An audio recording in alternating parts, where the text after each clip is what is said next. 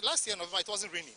So we hope this year, as it's raining, it should continue to December. To some traders, transport costs and taxes continue to push up their operational expenses, limiting how much they can reduce prices for consumers. The now is only is very expensive.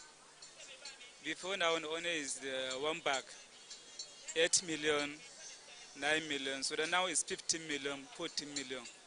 It's very expensive, it's high. Economists have stressed that sustaining single-digit inflation will depend on maintaining currency stability, improving food production, and controlling government spending in the months ahead. For many consumers, the hope is that the downward trend in inflation will soon translate into real relief at the various markets. Ikea Babu, Metro News.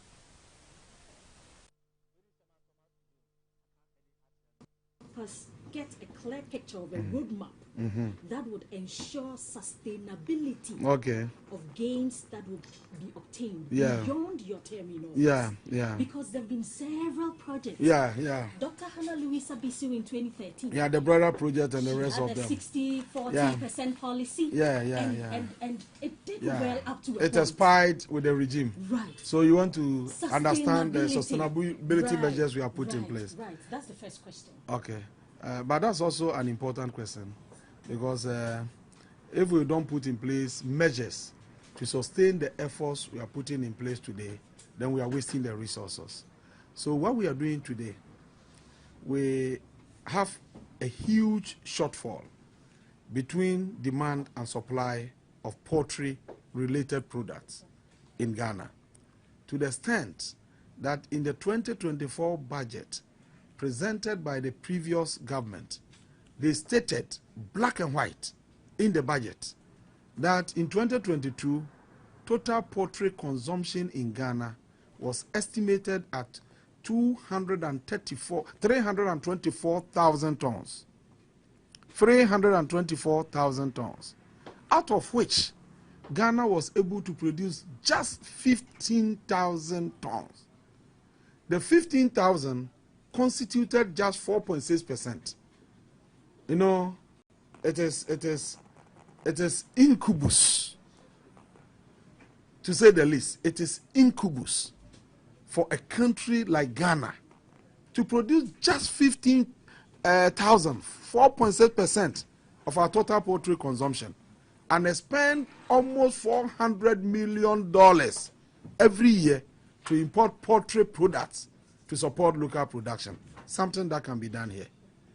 Now, to close this gap, His Excellency is of the view that we should have a 3-layer approach. One is the Nkukwan Ketenkete we are talking about. The Nkukwan Ketenkete is simply backyard poultry project. We want individual households to be interested in the poultry business. So government is stimulating interest by doing two things. The first one is the campaign for people to be part of the project. And you could see that even without government direct intervention, you have seen individuals on their own going into that space. We have seen footballers and former footballers. We have seen politicians from both sides, MPP, NDC, former MP, former ministers, journalists. I mean, everybody participating. Then government says that, look, we are now buying the day-old chicks, brood them for a period, take them through the vaccination period in order to reduce the mortality rate. Then we distribute to individual households. We are targeting about 60,000 households. They will be given the pullets and the cockers, the croilers, and then we'll support them with the feed, so that within 3-4 months, they can make them available at the market for sale. So, Honorable, these are not layer beds. When I talk about pullets, right, they are layers. Okay. but they have been kept for some time. So we are combining both. You understand me? Now, how do we sustain it? As part of the project, when you make such huge intervention, you should anticipate one thing. The market will soon be flooded with bears. And people will complain, like we are seeing today, that we have produced the bears, we are not getting the market. So tactically, we are also setting up a modern poultry processing center to serve as market for their produce. And that is being established in Bechem, in between Doma in the Bron Ahafo and Ashanti region, so that producers within the enclave can have unimpeded access to the center to go and sell their bears. Now the center is also establishing a hatchery where we will be producing the Nkoko Nkete Nkete to sustain the program, so that in the following year, if the hatchery is ready, the hatchery will produce the day oches. If it is not sufficient, we will reduce our budget for the day oches, buy something small, and then we'll supply to other people. You recall that some time ago in our history, we were not importing poultry products from anywhere. We were rearing our poultry from our homes. We were doing this backyard poultry. After the World War, it was announced globally. But the only way to ensure that we improve nutrition supply to the world is to encourage backyard poultry. And it happened in the United States. Go to India, it is being regularized by district assemblies. It is something that is there happening in Pakistan, in other places. And so this is a big project, a project that can transform the subsector. So you sitting here, you have to find your way into the project. You must be part of it. I'm a farmer. No, a poultry farmer? Yes. Oh, good. My late so you understand. My late dad. So you understand perfectly. So you have to, once you are a farmer, yes, and you know how much you can earn from this business, yes, you know it is a good business, you can be a good apostle of this project to join us in getting other people better appreciate the need for people to invest their resources here. So, Honorable, you gave three, you first mentioned the backyard, which is a... Yes, we have the backyard. You talked about the modern processing facility. No, that is not even one of the layers. That one is for processing. Oh, okay. The Nkoko Nkete Nkete is just one of the interventions, right, or the layers. Okay. The second one has to do the medium scale producers. That's why intensification of poultry production. They are now doing 1,000 to 3,000. Now we want to scale their production up by giving them the support for them to expand. And in that program too, we are giving them 3 million bears. Under the Nkoko Nkete Nkete, we have procured 3 million bears for distribution to 60,000 households. And we are doing another 3 million bears to the medium scale producers. And then we have the commercial scale producers, the commercial poultry farmers. They already have the facilities. They have the experience. They have the capacity. What they need is logistical support. And we want to give them that support by giving them 4 million bears.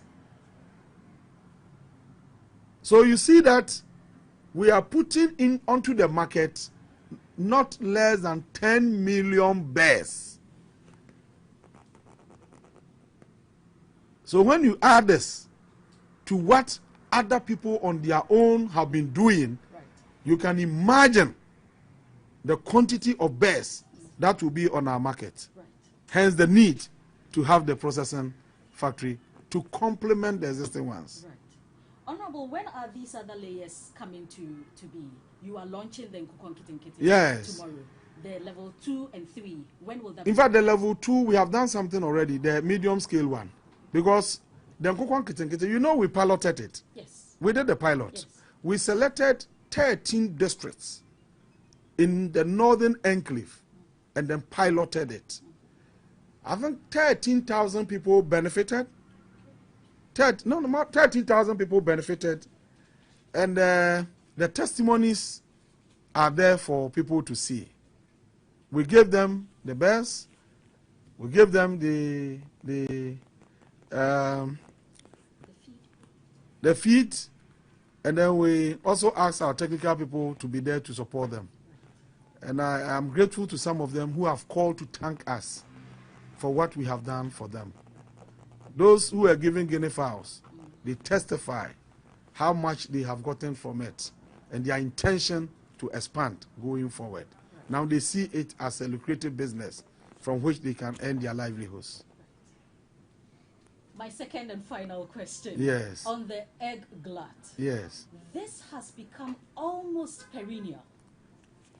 But I eavesdropped on what you said to my colleagues from Joy, talking about the Greater Accra poultry farmers, saying this year's own has been extraordinary because it has gone beyond September and it's now even in November. And they didn't end there. They said they anticipate that it will even go further from what they have seen on the ground. So this year is peculiar, is special when it comes to eggs production. Why is that so? It is so because, as I indicated earlier on, a lot of factors have accounted for that. One has to do with the fact that many people have been part of the poultry business now. I wasn't a poultry farmer, but now I am. I have about 10,000 birds. I provide eggs to the market. I know of a big man here, a big man in Ghana here, who walked to my office, sat in front of me here and said, Eric, I listened to your campaign. I invested my money in the production of eggs. Now I have so many eggs, I don't know where to send it. What do you do to help me? I said, don't worry. We'll put in place mechanisms. And thanks to God that His Excellency the President has directed that the Ministry of Education steps into the market to support the school feeding program. I think that's a good one. We are not wasting it. We are improving the quality of the food that is served to our children. Beyond the Ministry of Education absorbing the excess eggs, what do you think can be done to add value to eggs to increase shelf life? In fact, that is most important. And our technical team is now working on that. We are looking at how we can prolong the life of some of these products.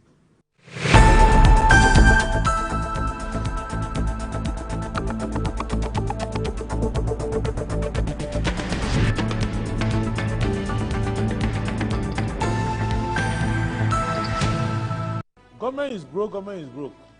But people are spending billions to go inside the government that is broke. Have you ever seen a minister who resigned because government is broke before?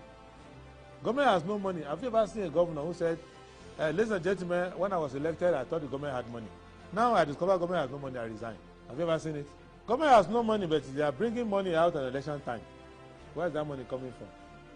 So they are lying. What is happening is that there are two types of wicked people in government. Type 1, they eat current money. Any money they find in government, they will eat it. They are wicked about that one. There is type 2. Type 2, they eat current money and future money. They will say, my term will end next year.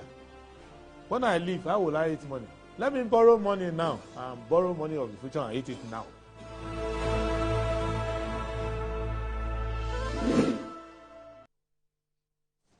Assalamu alaikum. Assalamu alaikum. Good morning. Good morning. Thank you very much for joining us on the show. This is Good Morning Ghana on Metro Television. Today it's Wednesday, the 12th of November 2025. This is the day the Lord has made. Indeed, we're glad in it.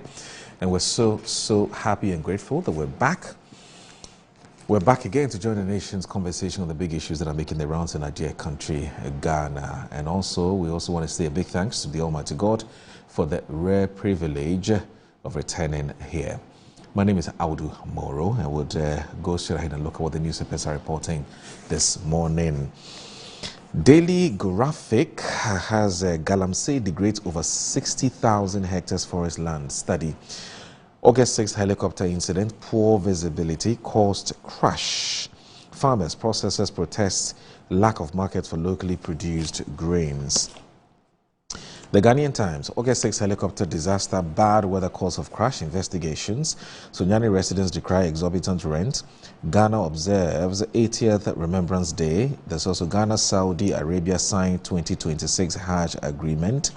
Asante mediate final phase Baku conflict, November 30, December 1. And that's with the Ghanaian Times. The Daily Guide, Yoko arrest ex-boss CEO. Ayarga fight, Apanyo marking after vetting showdown. SML sues OSP over equipment seizure. There's a GAF helicopter crash. Chopper lost altitude in bad weather.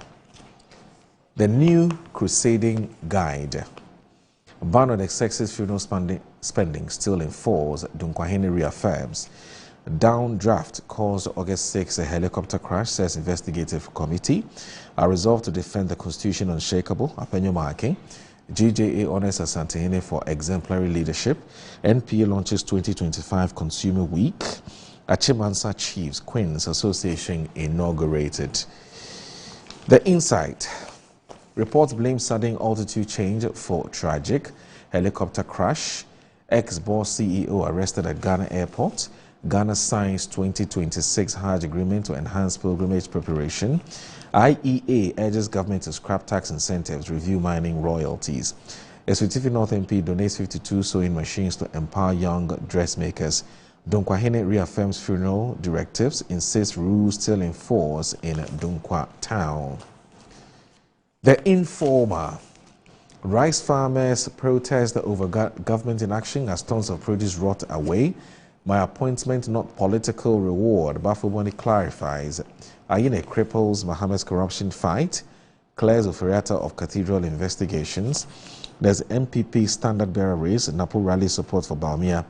Adverse weather caused helicopter crash. Committee calls for retooling of Ghana Air Force. The Inquisitor. Tragic helicopter crash. Z9 was airworthy. Investigative team report out. Stop press. ATO presents 2026 budget tomorrow. GJA honors Asante Hene. And there's also Let's Stand firm behind Baumia. That's according to Napo. The Herald. Crashed military helicopter confirmed as flying skeleton brought down by air. NPP divided over continuous support for Gedru Tokonu as Gary Nimakun decomes. Ghanaian football star Sule Ali Muntari detained in Dubai comes with a question mark. Naimos nets notorious Galamsey kingpin after daring bribe attempt. Ex-boss balls in Yoko custody amid ongoing probe. The Daily Statesman. Asante to conclude Baku peace talks. 9% pay rise described as punitive. No mid-air explosion. Crashed military helicopter report reveals. Minority vetting of CJ nominee. Coordinated assault on judicial independence. The Accra Times. Fight against corruption. Bagbing task Africa's parliament. We dare not fail or else. As vetting of CJ nominee, we stopped Apenyo Marking and Co. from marking their script, Daboya MP. And there's gold board unfazed by political pressure in the fight against illicit gold trading, Deputy CEO assures. There's Cockpack, USA delegation visits Ghana Embassy in Washington. There's a Nigerian MP's hailed Dangote Group. His vision has placed Nigeria on the global map. I think it should be has placed Nigeria on the global map. Accra Times, I got that. I'm sure it's there. Maybe it's the devil's, or the printer's devil. The Ghanaian Publisher. 9% salary hike insult to workers, according to Minority. Apanyo Marking labels CJ vetting disgraceful. Jinapo questions government Barari lithium deal. GJA president urges media to promote peace. Baumia outlines NPP revival plan. The Custodian. Ghana's crashed helicopter lacked key safety equipment, according to reports. Minority cries for workers over government 9% pay rise. Minority rejects cruel process to replace Tokono. Kofi Donagor, appointed director of Smiley Ghana. Inequality and corruption rode Ghana's moral fabric, Catholic bishops. And the Daily Post. Z9 helicopter crash caused by sudden loss of altitude and lift due to downdraft. Investigative committee. AG grants Fiat to prosecute gold trading offenders, Gold Board Deputy CEO reveals. 10 revelations from the probe into the helicopter crash that killed 8 officials. And there's Gold Board unfazed by political pressure in the fight against illicit gold trading, Deputy CEO assures. All right, so that's it for the newspaper banner headlines. And, stay with us. This is Good Morning Ghana on Metro Television. Please don't go anywhere.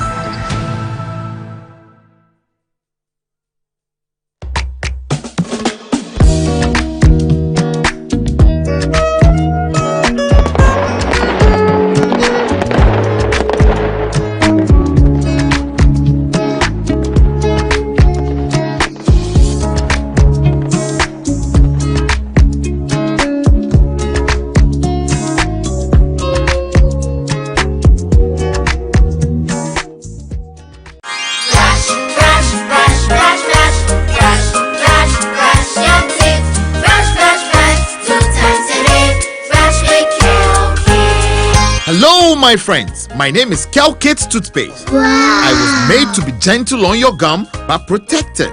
I will protect your teeth from cavity, make your teeth whiter, stronger, keep your mouth fresh all day. And best of all, I'm strawberry flavored.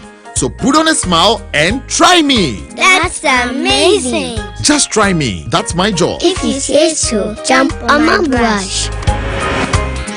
Makes your teeth stronger, chicky whiter, chicky stronger. Yay! You did it! I'm glad you like your new toothpaste. Don't forget to brush both day and night. Calcates. Happy smile.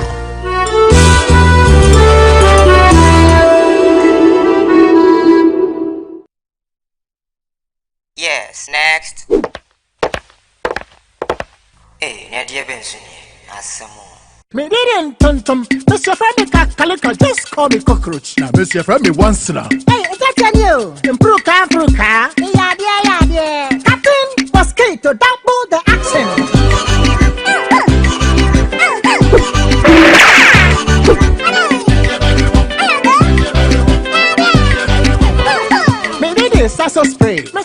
so quell. Yeah, go to my sasa. No, Kingdom Garlic Bitters. No, more benefit him. Me benefit wine. Also, what told dear? Abrewa, the smile, Abrente, Mishuve. One antique crana wabre. No Kingdom Garlic Bitters, and any capsules. Nanya, what ya brebia. Kingdom Garlic Bitters, and the capsules. Assembly, and you. A devil when I'm when I say, send your name, wife, company one personal. Kingdom Ginseng Power Capsules, and tea. Say, see, I'm password. Kingdom Ginseng Power Capsules. Emeni chienya sumdie befi abrebia. Obebia o de poa haw no. Edro bakupa wuhia ne tremendous capsules. Tremendous capsules. Esiesie wu ma wo ye obesima. Enro yi ubenya bi wo bebia yeton nro bia. Kingdom Herbal, no challenger.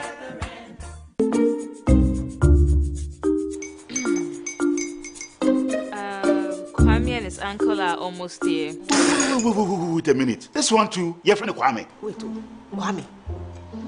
As in the same Kwame again? Yes, Mommy. The second coming. Into all this tension just to reintroduce that broke boy from Kaswa. Why would you deceive the family like this again? Now I understand the whole delay. Troll from Kaswa dear. Why wouldn't he be late? Or being late? Of course.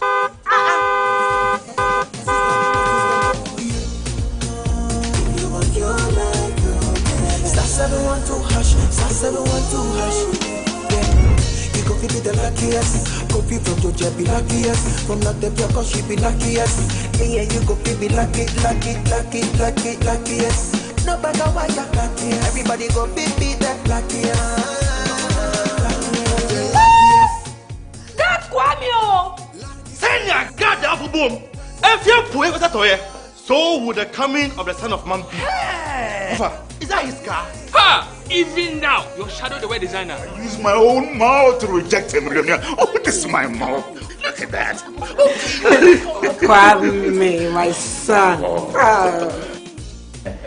Now, tell me the truth. How did this all happen? Oh, Mommy, simple direction. Mr. Goodluck no check me well. Yeah, man. Easy car. Or dial star 712 hash. The devil is a liar. He picked his ticket and entered his lucky 5-digit number. I'm his birthday. Oh, how romantic! And he followed the prompts. Yes, and then boom, confirmation test. One quick, pick 5 numbers for me, okay? I'm feeling like 7. Dial star 712 hash. Choose your ticket. Enter your lucky number. Follow the prompt and let destiny handle the You see how they love you now? Yo, do you have family permission? Before December, may release a motivational album. Patapa, my super. This promotion is regulated by the NLA on the Caritas platform. West Africa's soil yields global treasures. Cocoa, cashew, shea, and cotton. They power industries across the world. Yet for our region, the greatest value still slips away, exported raw, taking with it jobs, industries, and the promise of shared prosperity. The real question is no longer what we produce, but who captures the final reward. True prosperity lies in the value we add right here at home.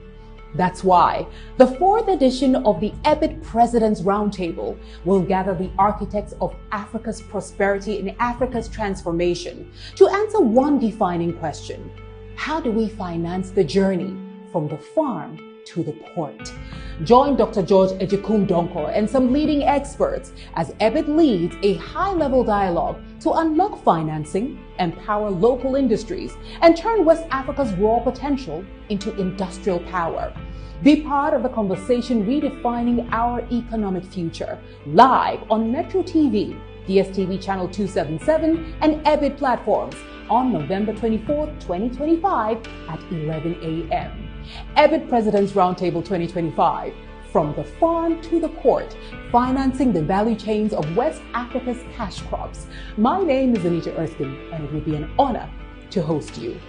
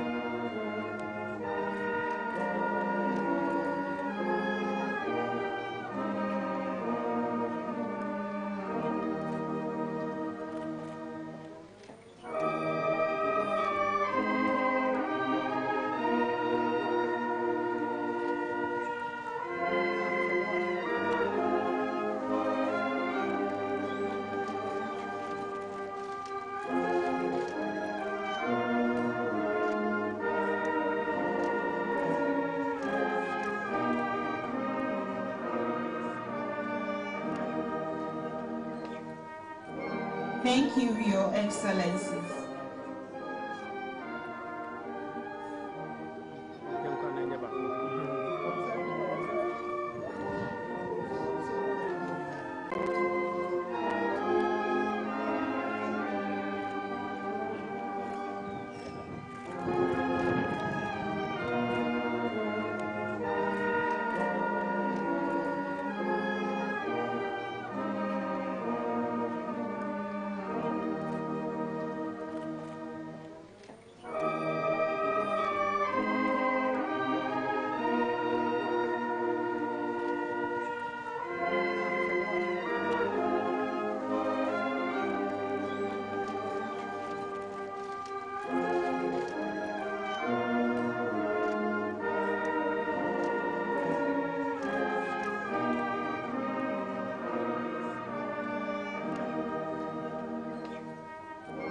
Thank you, Your Excellencies.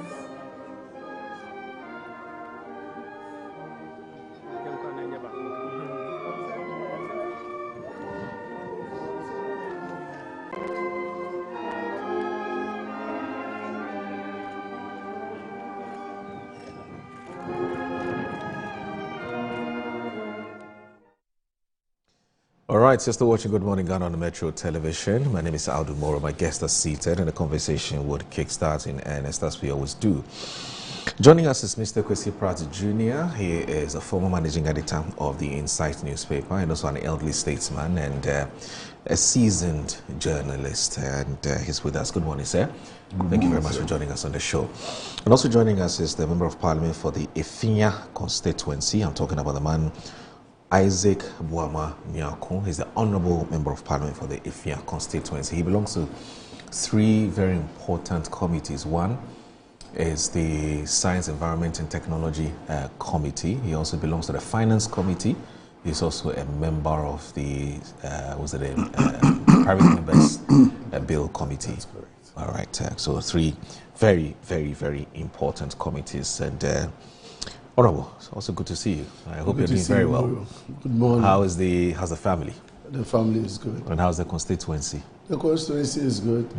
I just returned yesterday. Okay. I was there throughout the weekend.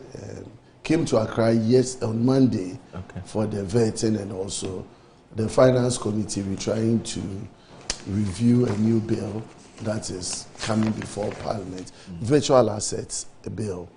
It's being pushed by the Bank of Ghana and then Securities and Exchanges Commission of Ghana. And so we had a review of the bill at the Finance Committee level on Monday. And then we went for the vetting of the Chief Justice and its attendant issues. Went back to Takoradi yesterday morning for another function and returned yesterday evening to Parliament. So it's been a busy period over the last couple of weeks. Okay.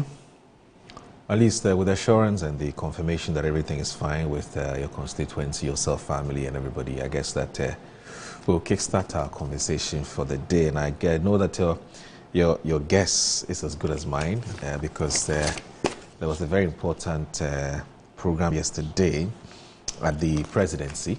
Of course, before that, there was an earlier presentation by the finance minister who doubles as the defense minister of the report of the Z9 unfortunate or tragic Z9 helicopter crash, which was presented to the president. And then yesterday there was a formal presentation of some aspect of the report. We're told that there's a redacted version for security reasons, and so basically we're going to be given what the national security wants us to have or wants us to be privy to.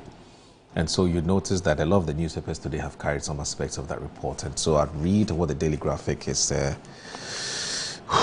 reporting. And I'm doing because of the persons who were involved in this accident. You know, these are people who were very close, very, very close to for many, many, many years. And so if you remember the circumstances under which they lost their lives very tragically, and it's not an easy conversation to have, but we have to talk about it. So Daily Graphic this morning reports that August 6th helicopter incident, poor visibility caused crash. Kester Abraham Kranche is the one who is writing the story, of course, for and on behalf of the Daily Graphic. And they said the tragic crash of the Ghana Air Force Z9 EH helicopter on August 6, 2025, which claimed the lives of all 8 persons on board, has been officially attributed to a sudden and severe weather phenomenon known as downdraft. That's the name, downdraft.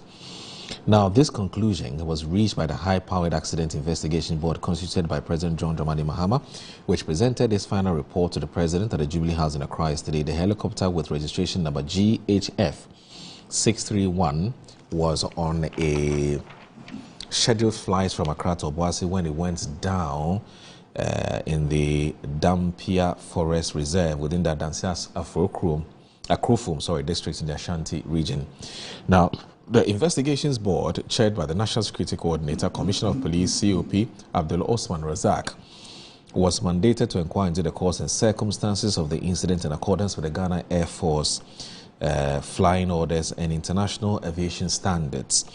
The board, constituted on August 25, 2025, drew membership from the Ghana Air Force and the Aircraft Accident and Incident Investigations and also Prevention Bureau. Now, after a thorough examination, the investigation determined that the direct cause of the accident was a sudden loss of altitude and lift due to the downdraft. Okay. The report, which was presented by Captain Paul Fojo, retired, a member of the committee, clarified that the loss of altitude occurred without a change in power or pitch attitude, a signature characteristic of a powerful downward air current associated with changing environmental conditions over high terrain. In an effort to rule out any human factor, the board said it meticulously examined the medical and psychological records of the flight crew. And the review found no known medical or psychological conditions in the flight captain, co-pilot, or the technician at the time of the flight. Now, witnesses to their pre-flight activities described all 3 as calm, they were prepared, and professional, with fatigue or medication ruled out as factors affecting their performance on that fateful day. However, the investigation shed light on deeper organizational and systemic factors within the national aviation infrastructure that, while not direct causes, presented significant safety challenges. Now, these included limited national navigational capability for providing weather services in en route and remote areas, and lack of enhanced simulator training for pilots, and the absence of critical flight monitoring systems such as flight data monitoring and real-time tracking technologies like secondary surveillance radar. Now, to prevent a recurrence of such a tragedy, the Investigations Board has issued a comprehensive list of safety recommendations aimed at modernizing the Ghana Air Force. Now, key among them is the urgent call to acquire modern aircraft equipped with terrain avoidance and warning systems and modern navigation systems. Now, the board also strongly recommended the installation of cockpit voice recorders and flight data recorders of audiovisual capable types. Further recommendations included investing in flight simulators for recurrent pilot training, contracting a certified aviation weather provider, and deploying an en route navigational aids and tracking systems. The acquisition of modern ground support equipment was also highlighted as a critical need. In its conclusion, the board characterized the Z9 EH accident as an unfortunate accident and sudden weather-related event. It expressed confidence that the diligent implementation of its safety recommendations would be crucial in preventing the recurrence of such accidents, thereby safeguarding national assets and lives in the future. And it continues, the report now stands as a somber but vital document charting a course toward a safer and more resilient aviation environment for Ghana. Now, these are the committee members. COP Razak Committee had Commander D.A. Akrong, an aircraft accident investigator, as lead investigator, with Group Captain Nia J. Aite, a pilot, as a member. Others on the committee were WGCDR A.R. Mustafa, a pilot, WGCDR A. Shaibu, aviation medical specialist, squadron leader BB Agbosige, sorry about that. An engineer, an aircraft accident investigator, Lieutenant General T.N. Amoako, a clinical psychologist, a Captain Fojo, an aircraft accident investigator, Eric Ewusi, an engineer and aircraft accident investigator, and Mami Ifwa Aso Dankwa, a lawyer with the National Intelligence Bureau. So yes, we know the persons who perished in that tragic accident. So I need not remind our viewers, and for that matter, family members and friends, about the persons whose loss of life has caused these investigations to be conducted. I'll start with you, Isaac. So this is what you've been told. What do you make of it? Muru, thank you, and a very good morning to our cherished viewers and the good people of Efia constituency. Let me say a good morning to my senior brother, Kwesi Pratt, for all the years that he has been on this show, supporting and contributing to the discourse of national issues. Moro, 6th August is one of the dark days in the history of this country, 2025, 6th August. I woke up that day very brisk, and then later in the morning, I believe I was in the constituency, and I was actually having a meeting with my executives when the first notification came that there had been a flight accident, helicopter crash. And actually, you know, because I bear Boama, people have started calling me that am I part of the accident, and they learned. So I was like, what's going on?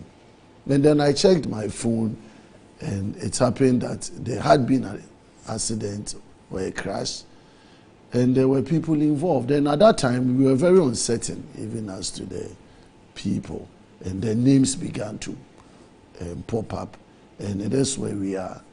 8 gallant individuals, servicemen, ministers of state, dying in such unfortunate circumstance.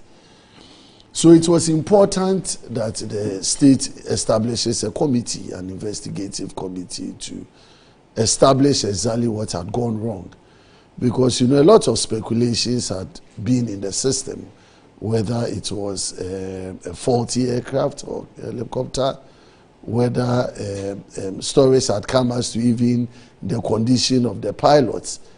Some were saying that one of the pilots had actually traveled to outside the country and came back fatigued, and there were others with family challenges. And so there were a whole lot of commentaries and speculations involving the nature and the cause of the accident. And so I've been waiting patiently for the committee's report. And yesterday, when we all had the benefit of hearing glimpses of the cause of the accident, I think it is good for us to interrogate the report and see how best, as a country, we can do our things in such a way that we don't find ourselves in such circumstances again.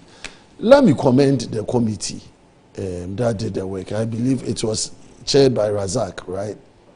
So I call it the Razak Committee, and with distinguished personalities, aircraft investigators, lawyers, medical experts, amongst others. So let me commend the committee for their commitment to this country in doing such a work and giving us a brief.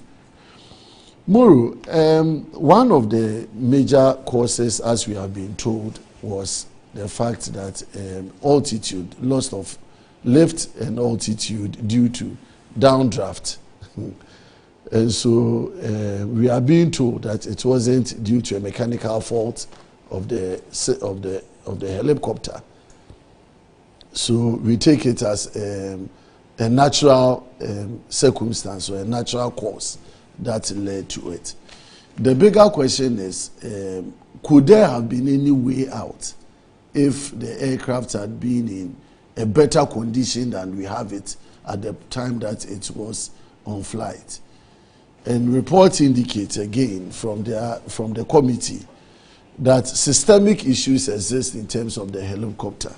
One, they said it lacked real-time tracking system, and that the flight data monitoring, amongst others. My key concern is about the nature of our aircraft.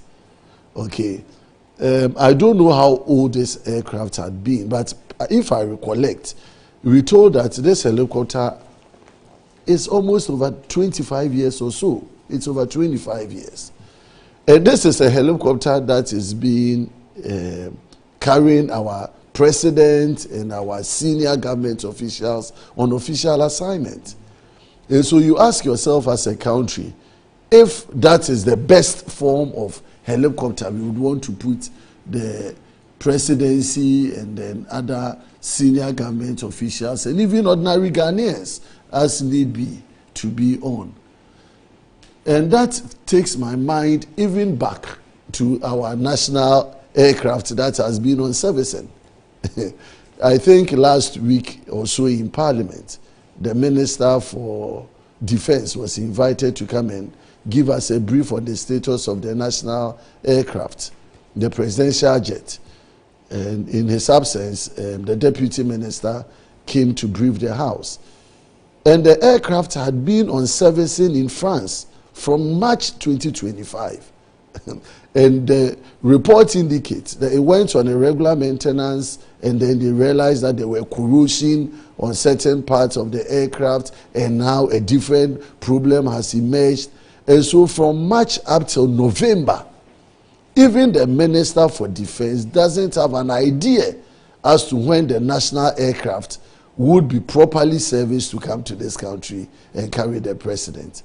And I know that the president and government is apprehensive as to the state of the national presidential jet. Because if you have a presidential jet that has not been in good condition, you take it for servicing and you discover one problem after another over all these years, and the jet comes in and you put your number one gentleman on, he's putting his life at risk because it is not in the best of condition. Yet we politicize all of these things when it comes up for discussion.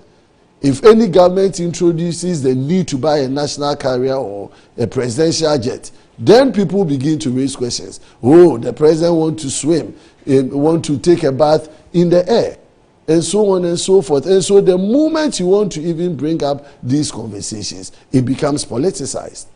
Now look at what happened to our colleagues on the helicopter. I believe that we as a country shouldn't have allowed ourselves to have a helicopter which have old features like we are being told today. I'm not sure that there hadn't been reports on this helicopter to government of a need to buy a modern helicopter for national use. I believe that the Ghana Air Force would have made all of these issues to government. But because of the way we deal with our national discourse, we've lost senior ministers of state. The Minister of Defense has died out of as a result of this aircraft or helicopter. Minister for Environment, Science and Technology. Young pilots have lost their lives. All because we failed as a country to do the needful. Now, what are the recommendations? We need to buy a modern aircraft, isn't it? We are being told we need to buy a new one. One that is fitted with modern technology to the extent that if they had come across such a challenge, there would have been a better way of managing it. We are being told that the pilots were in perfect condition, well trained, well resourced in terms of human capital, but they were constrained by the nature of aircraft that they were piloting. And so I believe that it is a national call, not just this helicopter, but even our national jet. There should be an open, frank conversation as to how we want to go about buying modern transportation aircraft for our president and for this country. And that conversation should be devoid of politics. Yes, we politicized it yesterday we shouldn't politicize it. Today, yesterday in Parliament, there was an issue on lithium agreement. The same agreement was in Parliament 2024. The minority then, which is the NDC, chastised it, spoke against it, condemned it. 1 year down the line, the same document has been prepared and resubmitted to Parliament. The minority that criticized it yesterday are now the ones pushing the same document. And the minority today, who were the ones pushing it yesterday, are criticizing it today. So where are we as a country? Where is our objectivity? And this is how we have been treating this country over the years. We don't deal with issues. We don't deal with substance. We don't deal with how well we seek this country to progress. But we think that if it is coming from A and I'm at B, I should automatically criticize it, irrespective of the good in it. Yesterday we were trying to deal with Tristar, a petroleum agreement, and I spoke in favor of the contract because at least I had the benefit of reviewing that petroleum agreement. And I thought that the considerations in there are for the good of this country. This is how we need to discuss matters as a people. And so we have this report. It is before us. Government has to act swiftly. Again, as a country, when these things come, why? It happened in August. We are in November. If we are not careful, if not for this report, we have almost forgotten that people have paid a price.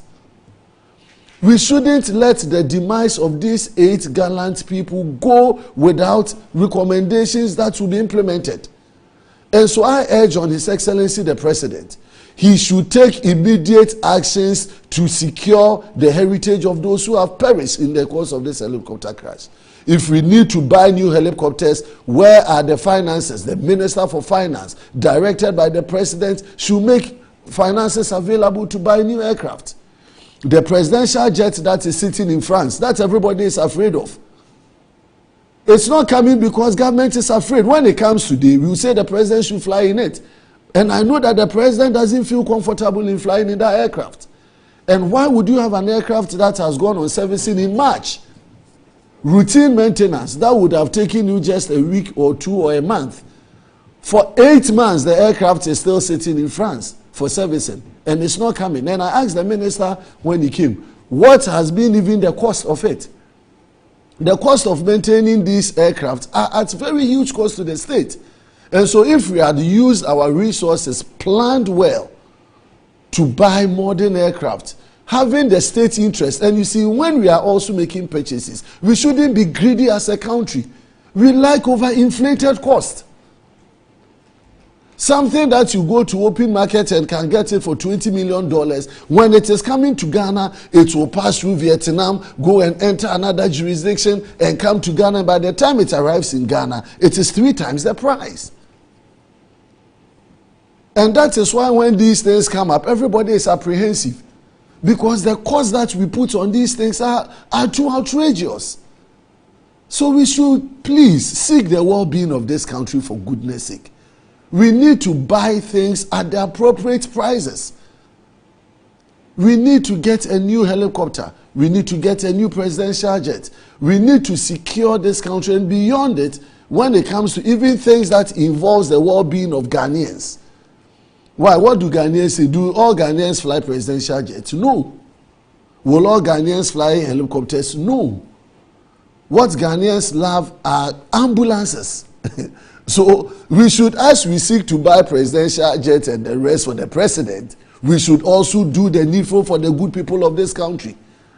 Our transportation, the mass busing, cheaper cost of transportation, we should be balancing all of these for the sake of the people, so that there will be a balance between the interests of the majority of Ghanaians, as we also seek the interests of the president and ministers amongst others. So I'm very happy that the report is out there. We've all read the issues. Government should swiftly look at the training. You see, not that the pilots were not trained, but you can be trained, but you may not be trained in other modern technologies when it comes to these. But if the aircraft is not even available, how do you get trained? If you go and train in modern technology and you come back and you are using archaic aircraft, how does it become useful? And so we should begin to make sure that when we send our people out there to train, when they come back, the facility is there for them to implement.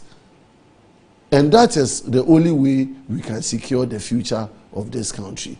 I want to once again express my condolences to the wives and the family of those that have departed. And I pray that God has received them in his bosom. I thank you. How was he? Well, I'm still trying to figure out where to start from. Why? Because the matter we are discussing is very complicated. Okay. And the Honorable Member of Parliament has even made it more complicated by vying into all kinds of areas, you know. But look, let's say that the important thing is that this committee of inquiry has provided empirical evidence pointing to the fact that this was an accident. And accidents occur in all kinds of situations. Indeed, they are accidents because we couldn't prevent them. You understand? As we sit here, I mean, the three of us, who knows what is going to happen when we leave the studio this morning? Clearly unpredictable. Can get a flat tire or best tire, anything can happen. Some reckless driver can run into you, anything can happen. I mean, so it's an accident. And the fact that the committee concluded that it's an accident also implies that there was no deliberate effort to sabotage, as was speculated much earlier. So this is an accident. Could we have done some things that could have minimized the chances of the accident occurring? Yes, according to the committee report. According to the committee report, more modern aircraft would minimize the chances of such things happening. Yeah. But you have to understand that even the most modern of aircraft get involved in accidents. Okay? Yeah. So that's not 100% proof that accidents would not occur in the future. Or guarantee.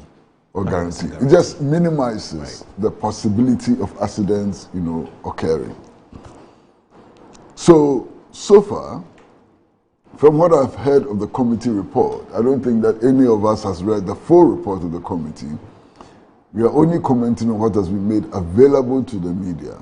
And from what we have all read, the indications are that this was an accident. Now, for me, the thing which ought to have come out of this accident, the most important lesson and the most important action that this accident should have inspired ought to have been an intensification of the fight against Galamsey.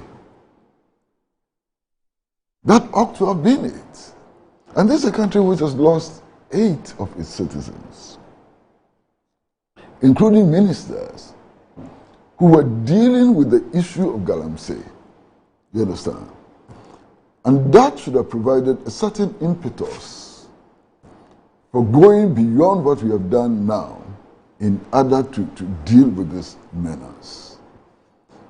Unfortunately, I don't see that this accident has sufficiently galvanized us to take extraordinary measures to deal with the extraordinary situation of Galamsey. And I feel a bit uncomfortable, you know, about that situation, because this is a huge opportunity. I mean, look, any stringent measures which were taken after this accident to deal with Galamsey would at least have appeared to be justifiable in the eyes of the public. It seems to me that we are missing a most important opportunity to take extraordinary measures in order to deal with the menace of Galamsey. You understand? So that's one point. The other issue which has come up is the safety of our leaders, the conditions in which our leaders travel or pursue, the assignments that we have given them. And this is an old argument. It's not new. I recall when the Fokker 8 jet was being bought in the 1970s and the arguments that came out. I recall when the issue of the flying coffin, was also raised about the need to buy a new presidential jet and so on. It's not new. It's not a new debate. It's not a new issue. I recall recently when the Minister of Defense actually said in Parliament that the President was hiring expensive private jets because a certain level of comfort needed to be assured, for our President. And I recall the arguments put forth by Honorable Samuel Okudjato Ablakwa, now Foreign Minister and so on. I recall all of this clearly. Now the point I want to make is that no country in the world has unlimited resources. No country in the world has unlimited resources. And that is why when it comes to the comfort of officials and so on, we have to constantly be weighing we have to be doing cost-benefit analysis. Cost-benefit analysis. Okay. And our leaders ought to understand that their prime responsibility is not to assure their own comfort. Their prime responsibility is not an assurance, to ensure a certain assurance of their own comfort, but generally the well-being of all the people of the country. And if they understand that, these debates sometimes become needless. We are talking about the safety and comfort of our leaders. They fly jets, which may be rusty, the wings may be rusty and so on. And therefore, it has become important for some people to argue for the purchase of better presidential jets and so on. Sometimes I don't blame them. I don't blame them. Many of them have not taken the trotro from Labadi to Circle before. They don't know what the conditions are. Talking about rusty vehicles, take the trotro. We're talking about vehicles with defective tires. Take the trotro. You understand? You're talking about road conditions. Travel by road from Accra to Kumasi and see the risk that millions of our citizens have to take. You understand? In order to travel between Accra and Kumasi. Try driving to Winneba and see the dangers that millions of our citizens face. Now, there's a choice before us, and this choice ought to be seen within the context of the limited resources available to us as a country. Should we spend resources improving the Accra-Kumasi road, or we should spend resources buying a luxurious presidential jet? That's a decision we have to make as a people. Should we come up with regulations and enforcement of regulations which would ensure that the quality of trotro transport is substantially improved for the millions of people who depend on it? Choices to be made. So at every stage, you have to make choices. And there are those who argue that in the making of these choices, the comfort of our leaders are most important. I disagree. You understand? In making these choices, it is not the comfort of our leaders which are most important. Why? Look at the conditions in Ghana today. And here, I'm referring to an authentic police intelligence report. You have an authentic police intelligence report which says that all the way from the northernmost border of this country up to Yeji and below, terrorist organizations have established sleeping cells in this vast area of the country. Now, if this danger explodes, can you imagine the number of people who will die? The number of people who will be rendered homeless and so on.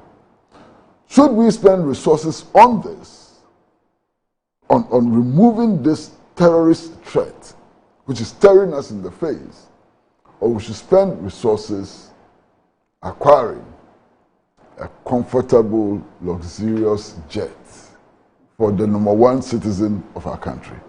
Choices to be made. We understand. We have choices to be made. And whatever choice we make actually betrays our political and social orientation. Clearly betrays our political and social orientation. How so? Oh, it shows where you stand.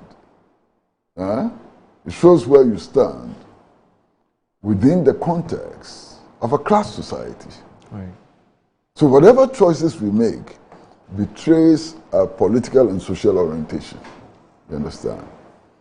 So, as far as I'm concerned, it is important to provide some protection for our leaders. It is important to provide some level of comfort for our leaders.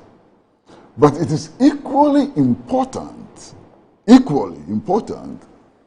to provide protection, comfort, and so on for the people of Ghana that the leaders are supposed to lead.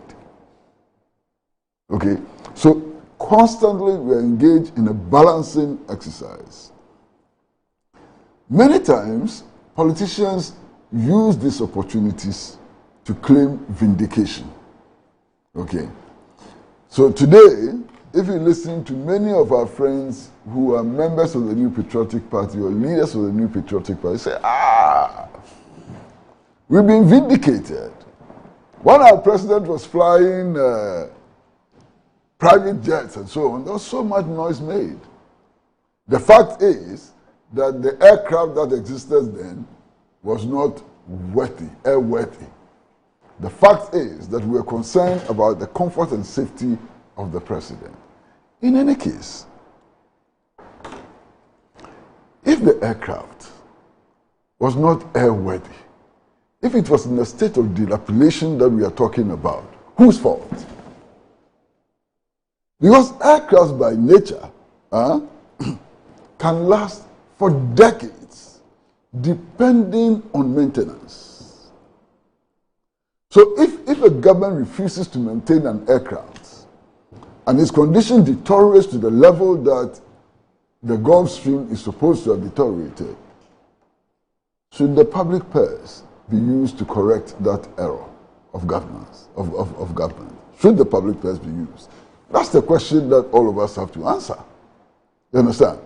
Because if the Gulf Stream is in service throughout the world, many businessmen and so on continue to use the Gulf Stream aircraft.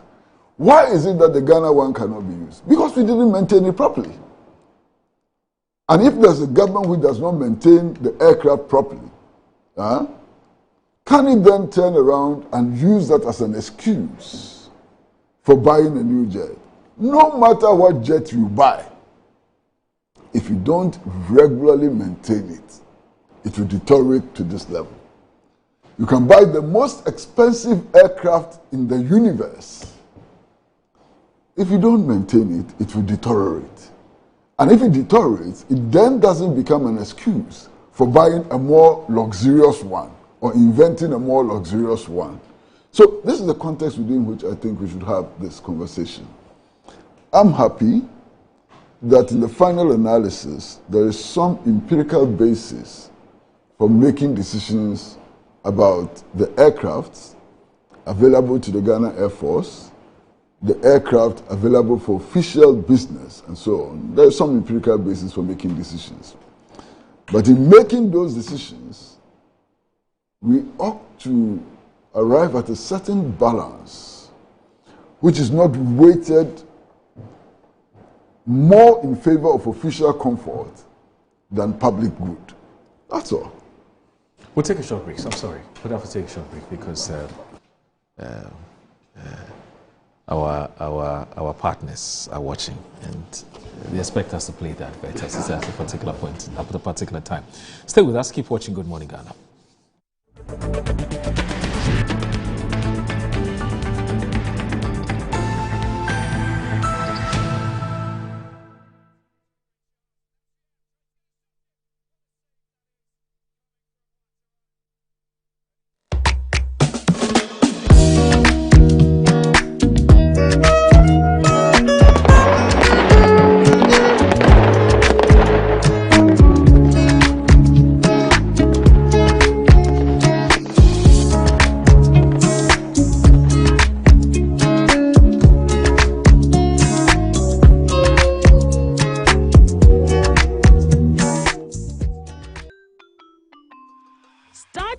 Day the right way, filled with confidence to take on any challenge. Pepsodent Kids contains the right amount of fluoride and sugar acid protection to care for their developing gums and teeth.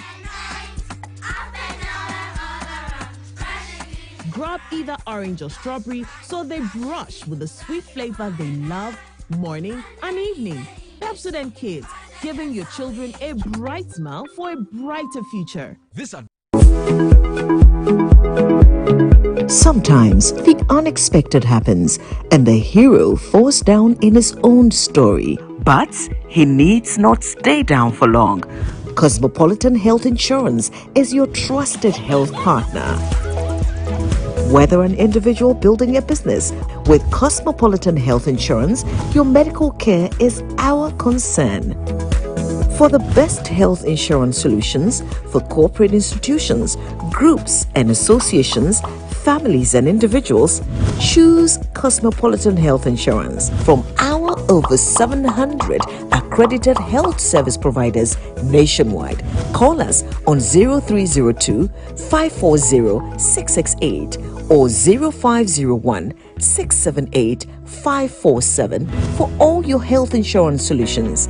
Cosmopolitan Health Insurance, your medical care is our concern. I'm a brand manager. Of course, I accept only quality and affordable printed souvenirs for my promotional campaigns. I'm the head of academic affairs of a very important institution in Ghana.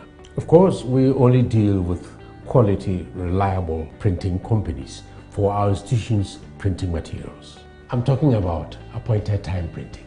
Appointed Time Printings. We take pride in our extensive print scope that transform your ideas into captivating visual masterpieces. We delve into the core objectives and vision of each print project. Precision printing is at the heart of our printing process as we meet your tight deadlines. Our rigorous inspection, color verification, and overall printing excellence are assured. 20 years of printing excellence. It's always a pleasure working with you to create a vibrant, dazzling printing experience that gives you a masterpiece. Appointed Time Printing, your world of quality and affordable printing. Wabedum time aso. Hey, J.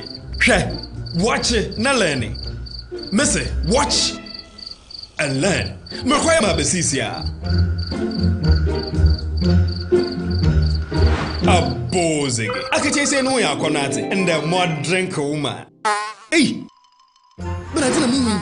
Oh, sorry. She knew her old days. Eji, Dabio, baby wom. Ready? Hey, baby wom. Uncle. Ah, Eji. I'll cause some discomfort. Ah. Uncle. Sorry, well, uncle, where would I die? Why your funeral? At your phone for Aerofield Trading. Sorry, it killed them all. No mum share nanda danya was mosquito call esudu womunumu. Na say spray with them musa. Chaisima edronum ansana ko dynamo. And Kratoi FDA ajatum. Ama. Nansi mi jeno wo bin enkoye kwao. Ama maye bohu se kontomra akija. Nansi me hu se me nyo basima kra. Ama me kunu ni me into kwankwa. Oyiwa. Enye mo ko. Give us GC mixture and any capsules. I num boom and what some na more kana. A bois in ma any memina. Ne ma ba ye obesima. Na bear maswa ye bemissima. Ya, we the bois. I'm a neck giant sour the shelly butu. No, when you yan and into sesame, you owe you chop one.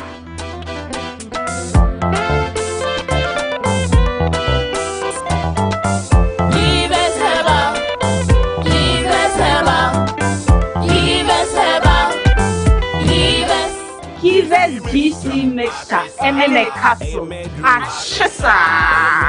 A pay for a batter, one more menu for one and Quada when you feel to me.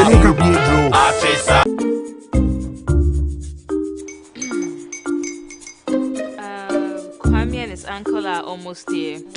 Wait a minute. This one too, your friend Kwame. Wait, Kwame. As in the same Kwame again. Yes, Mommy. I'm the second coming. Into all this tension just to reintroduce that broke boy from Kaswa. Why would you deceive the family like this again? Now I understand the whole delay. Trot from Kaswa. Why wouldn't he be late? Or be late, of course.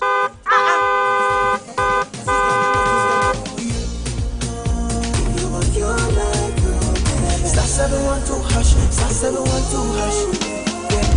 You go feel the luckiest. Coffee from to jet be luckiest. From not the cause she be luckiest. Yeah, you go feel be luckiest. No matter why you're luckiest. Everybody go be the luckiest. That's Kwame. Senya God the apple boom.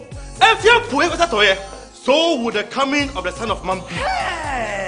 Is that his car? Ha! Even now, your shadow the way designer. I use my own mouth to reject him. Oh, this is my mouth. Look at that. Kwame, my son. Now, tell me the truth.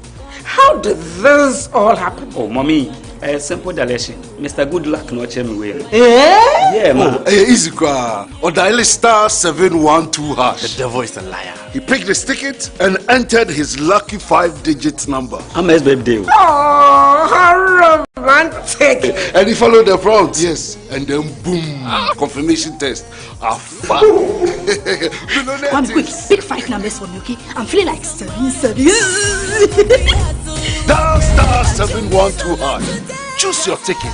Enter your lucky number. Follow the prompt and let destiny handle the You see how they love you now? Yo, do you have family payment? Before December, may release a motivational album. Patapa, my super. This promotion is regulated by the NLA on the Caritas platform.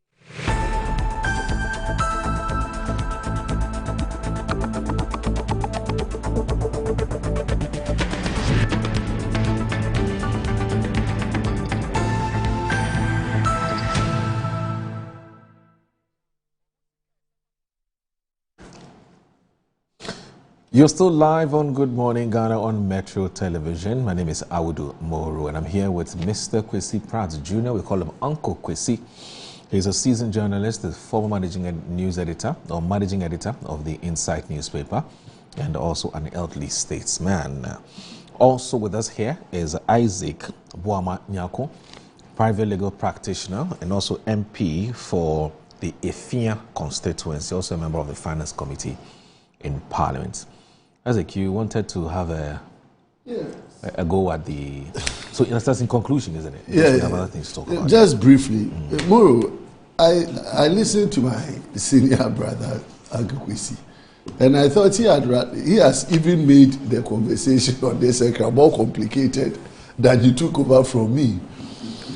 Because in his conversation around terrorism, from the north towards the south and how we're supposed to deal with it along the path of the national resources and then the need for a more modern aircraft for government use and all made the whole conversation even more complicated. But one point I want to draw attention to is that yes, it's an accident. The report establishes same and so. But there are always avoidable accidents. So if you have your car and your car is supposed to be in good condition and you put it in good condition, and for whatever reason a third party crashes into you, it's an accident. But you cannot take responsibility for the accident. But when you clearly have an idea that the state of your helicopter, aircraft, or whatever machine you are using is not modern enough or not fit for purpose enough for the work that it has to do for you, because it's important. Aircraft, at what height is an aircraft supposed to fly? And so if the aircraft doesn't have modern technology, and these modern technologies we are talking about doesn't mean they are 2024, 2023 technologies. Some of the things we are talking about modern technology are actually 10 years ago. But because the aircraft were made 30 years ago, they don't have those features, and you cannot reconfigure them. There are certain times you can take them for maintenance and then you can reconfigure. But there are certain times you can't even reconfigure. And so at the end of the day, you don't place them in a condition where even if you have well-trained officers, they can navigate their path to secure the security of our people. And that is the angle from which I had come from. That yes, we have accidents, but we have to make sure that we don't position ourselves in a situation where you can avoid them and not get the thing. Let me also comment on what led, or the cause for which this accident happened, which was the fight against Galamsey, where I agree with Uncle Kwesi that post this helicopter crash up till today, those steps have been taken to deal with the Galamsey. It has not been strong. People believe that government should take advantage of this particular aircraft and helicopter accident to take some bold decisions in the area of the fight against Galamsey. But it has always been business as usual. And that is very worrying for me. It's been a clarion call for government to take the... Look, we had gone on some conversation on this PURC new tariff adjustment for... The reasons why ECG, Ghana Water and Co. and GRIDCO continue to make requests for adjustment are that the Galamsey menace is destroying everything that they are doing. ECG is saying that even their poles that are transmitting power, Galamsey, if you go to the Menfi area, the Takwa area, the Pristia area, they can't even access their electricity poles because people have mined Galamsey across all of those paths. Our water bodies cannot be treated. And so there is a strong correlation between this whole Galamsey issues and national security and the health of our people and the electricity of our people. GRIDCO have the same problem. VRA have the same problem. And you ask yourself, with all of these that are going on, why is government hesitant in taking those bold decisions?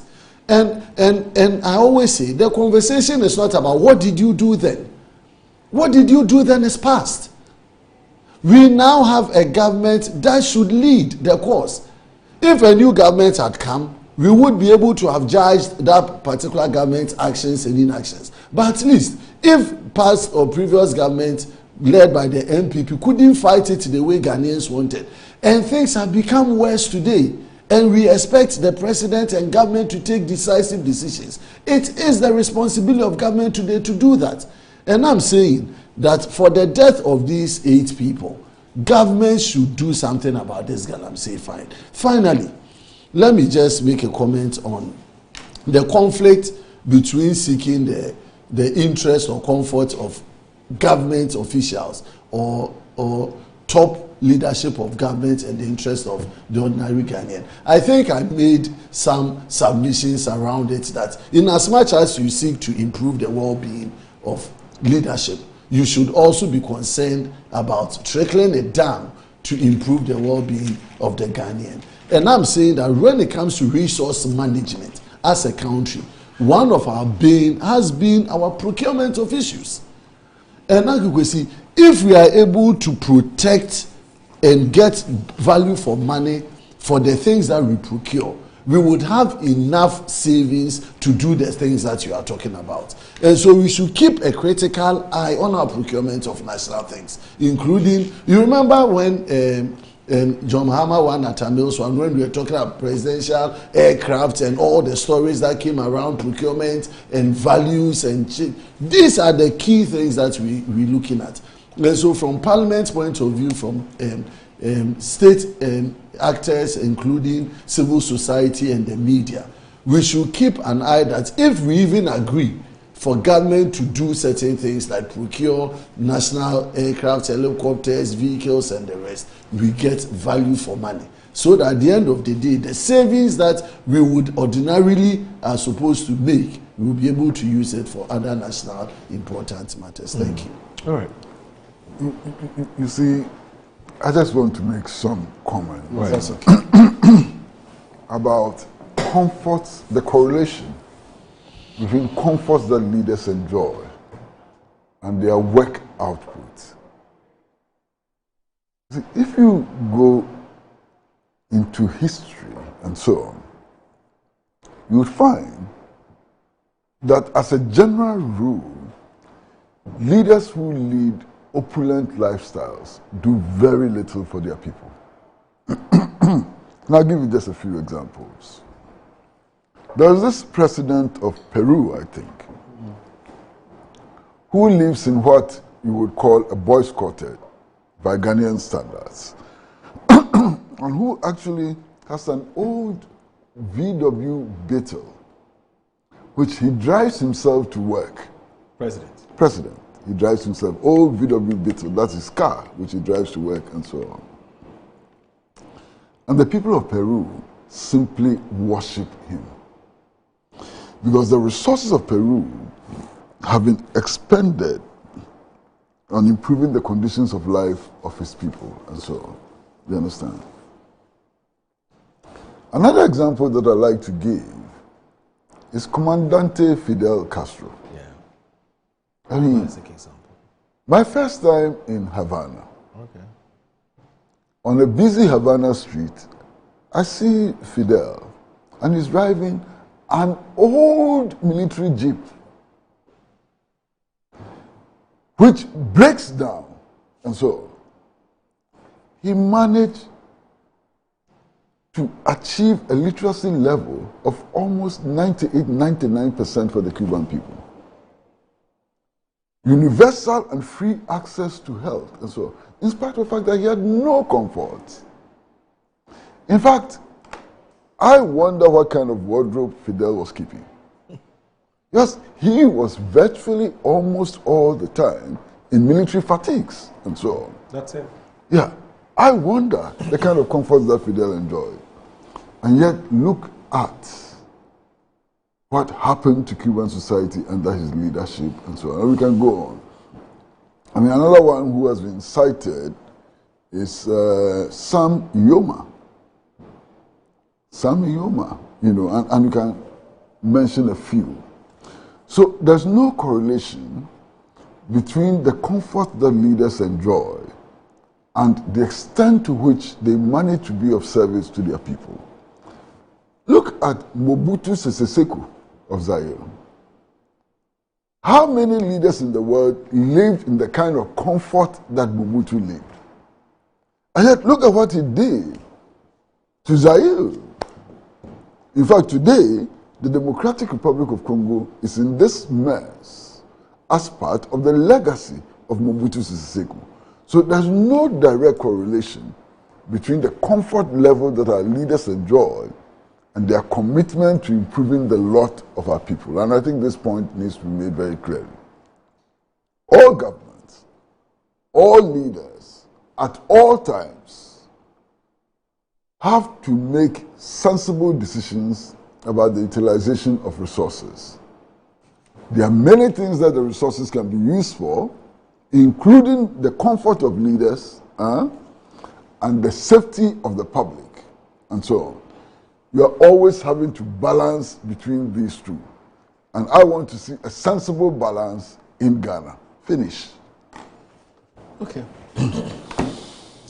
Well, I guess that we'll have to move on. But whilst at it, I'm sure that we are all aware that as we speak, we don't even have one airworthy military aircraft. As we speak. In fact, the only one we had, the only Z9 airworthy military aircraft that we have was what has crashed. All the other 5 are not airworthy. So today, if there's an emergency, helicopters, yes, none of them is airworthy. You know, yeah, but I mean, I heard even then, Masa, even then, the question still arises. And it's a question that I'm not answering. The question still arises as to what we should do with the scarce resources that we have. Right. Now, clearly, over the last 9 months, some significant things have happened to the national economy. I mean, the value of the cedi has appreciated, no doubt. Inflation now, I'm told, is in the single digit. 8.3. 8.3, 8.4, thereabout, you know. The debt level apparently has come down and so on. So some significant things are happening. And just about a few minutes ago, we heard the Minister of Agriculture, Eric Opoku, make claims about poultry farming and how it has improved significantly and how now poultry farmers are producing eggs, too much eggs for the market and so on, you know. So all of these positive things are happening. But still, the economy is not out of the woods. True. It's not out of the woods. You understand? If you look at the ratio of how much we are likely to spend on the repayment of external debts and how much we spend on health, it is troubling. You understand? Yeah. So, yes, we do not expect our leaders to walk to work naked on foot. I don't think that anybody expects that. We expect our leaders to cover their nakedness with clothes. Clothes will cost some money. We don't expect them to go to office on a horse-drawn cart. We don't expect that. You understand? But still we expect a certain level of modesty. And again, this government has taken very interesting steps. For example, the decision to control petrol supply to appointees, if it's well implemented, is a positive step. You understand? The decision not to use certain types of cars, you know, the decision that appointees should not use certain types of cars is a worthy, you know, development and so on. The decision to cut down the number of ministers is interesting, it's important and so on. So I see some attempt at prudence in public expenditure. But it is not enough. Okay. You understand? Right. But it is not enough. There's a lot more that we can do. Right. But you see, just a short one. It's different when government makes some decisions and also to see whether appointees are complying with them. I'm just referencing issues around nature of vehicles and their sizes and their fuel consumption. I have not seen anything change in terms of the vehicles that government appointees are using. They are all still using the same big vehicles, the Land Cruisers, and if whether it's CEOs are still buying new Land Cruisers. Exactly. So at times, that's why we should have that accountability. But hold on. We should be able to track. Isaac, I've asked this question before, and the explanation I got was that these cars that we're seeing, these CEOs and so on driving, I'm told they're cars that were bought under the erstwhile administration.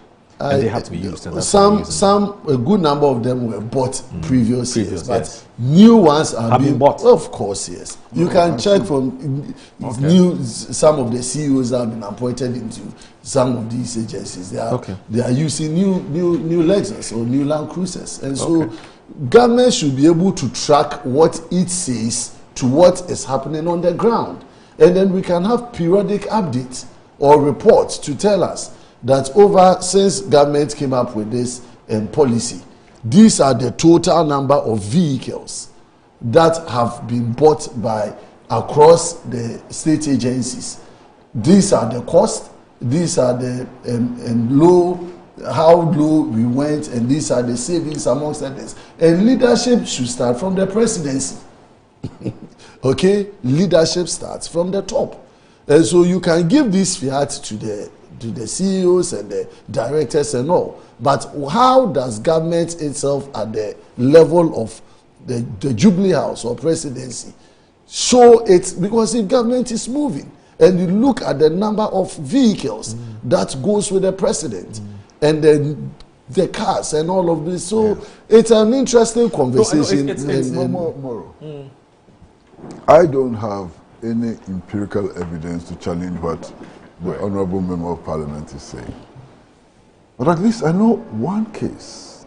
And I happen to know that one case because there's a very good friend of mine who is involved. And I'm talking about Hassan Ligbi, who was appointed the managing director of the State Transport Corporation. STC.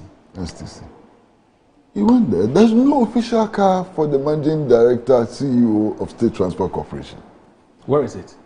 There's none. There's no official car. So what was Anakomia using? I don't know. So today, as we speak, Hassan Ligbi uses his own car for official work. Interesting. Now, this is one case in which an exception can be made for the purchase of a new vehicle. Yes, that's true. Of course, in purchasing that new vehicle, we ought to be modest. Yes, we are guided then by... It should be guided by his workload. Exactly. And a certain level of comfort that we expect from an ordinary managing director of a state enterprise. I even marvel why... Can I just finish? Okay. So under circumstances such as the STC circumstance, the new CEO deserves to have a car. That does not contradict the directive which has been issued from the Flagstaff House. It doesn't contradict it at all. You understand? So there may be exceptional cases that we need to look at. Right. Of course, if the Honourable Member of Parliament is right, if he has the evidence that CEOs are buying expensive, luxurious cars and so on, that's a matter for concern. But I'm just making the point that there are some areas which may be exempted from the directive issued by the presidency because the chief executive officer has no car at all. I agree. Because it doesn't, for me, it doesn't, how do you call it, take anything away from the call he's making, which is that when you make an announcement of a policy, somebody ought to be monitoring whether that policy is in place or not. That's a good point. Yes. That's certainly a very good point. I even want to take this to the point where the public ought to be informed from time to time. We've had savings and so on. You see, we've had conditions of service over the years, yes, which entitles government appointees or CEOs to some categorization of vehicles. You need a 4x4 Land Cruiser and then a saloon car and the rest. So they are already existing in some conditions of service. But we should be able to review some of these conditions. Right. And make sure that, because where I was previously, I had always advocated that if you live in Accra and work in Accra, and as an MD or CEO or what have you, you're entitled to a saloon car and a Land Cruiser, a 4-wheel drive.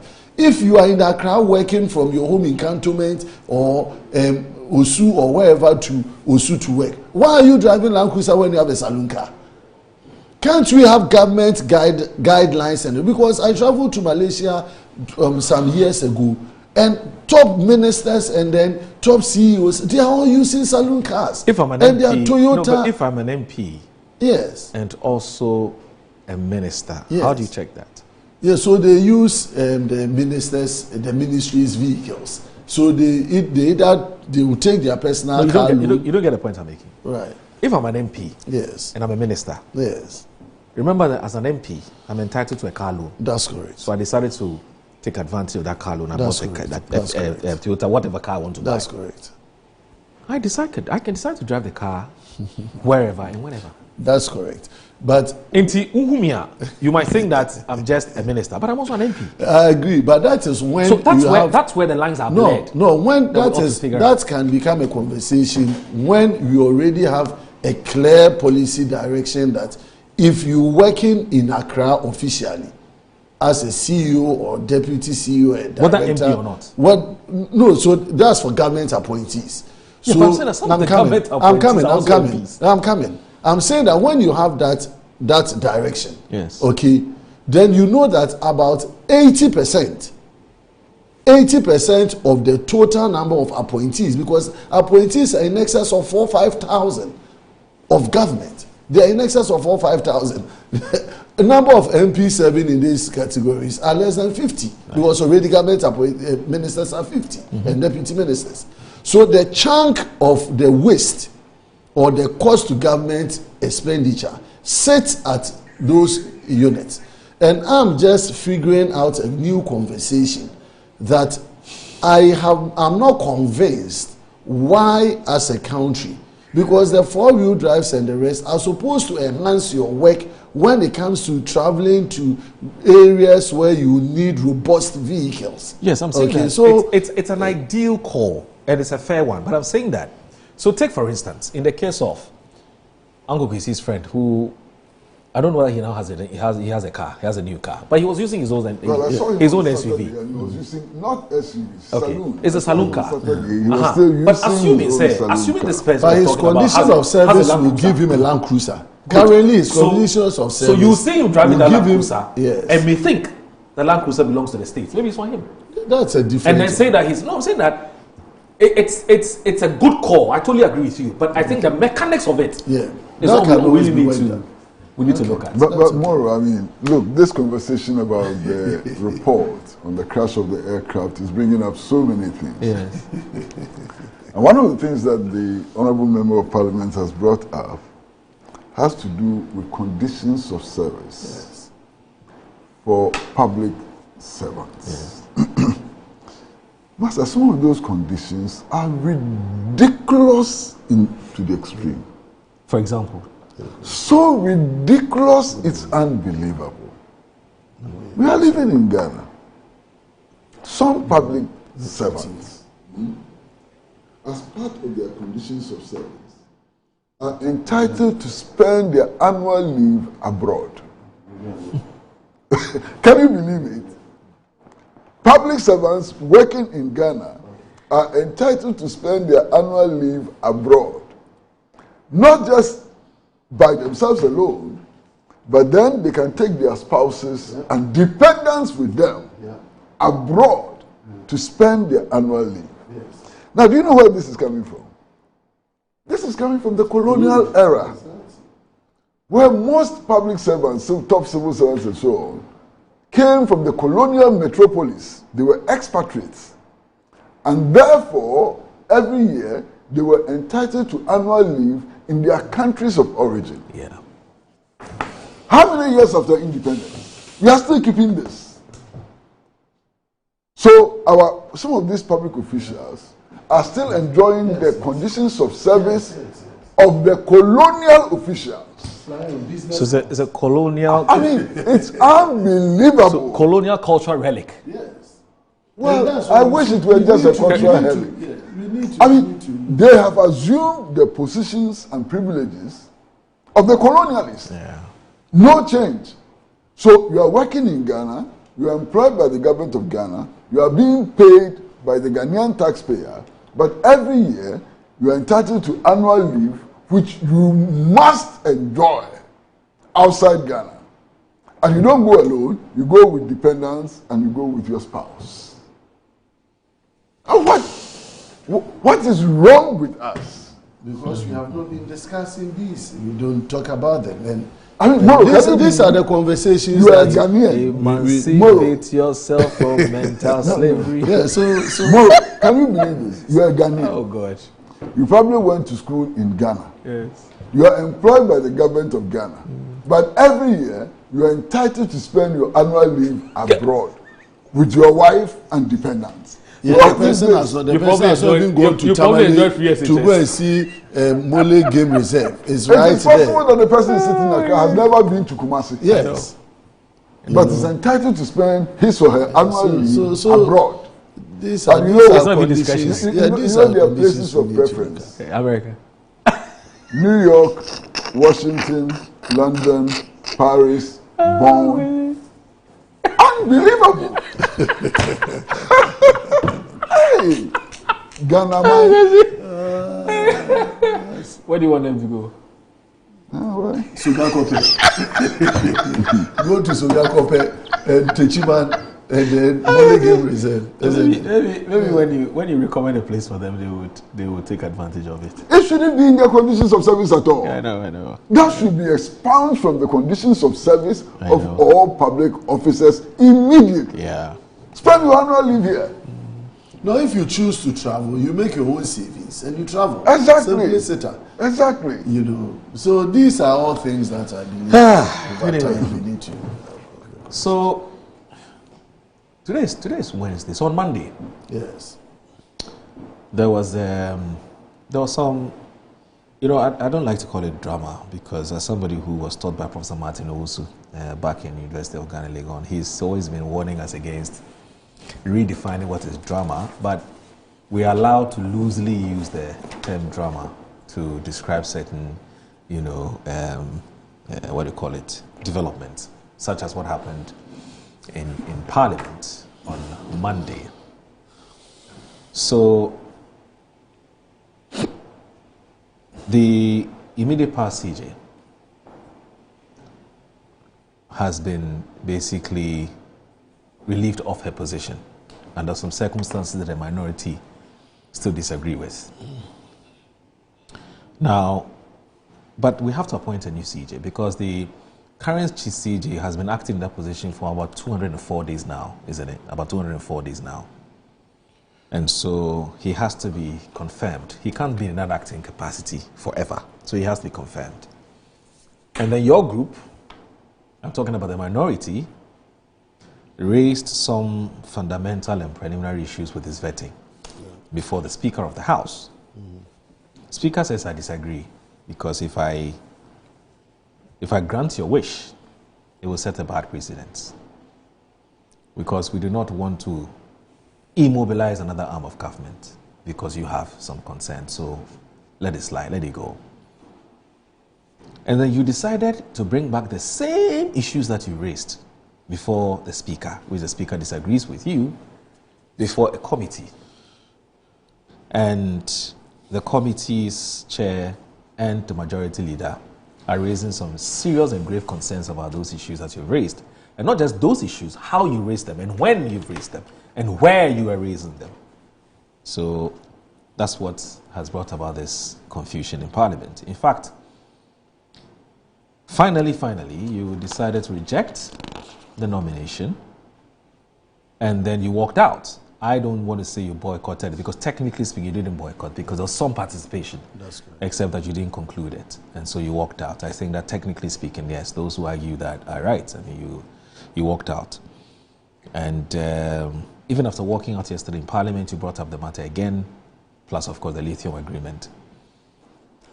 But you are all over the place saying that some dark clouds are hanging around us because the majority, and of course the government, is stifling free speech.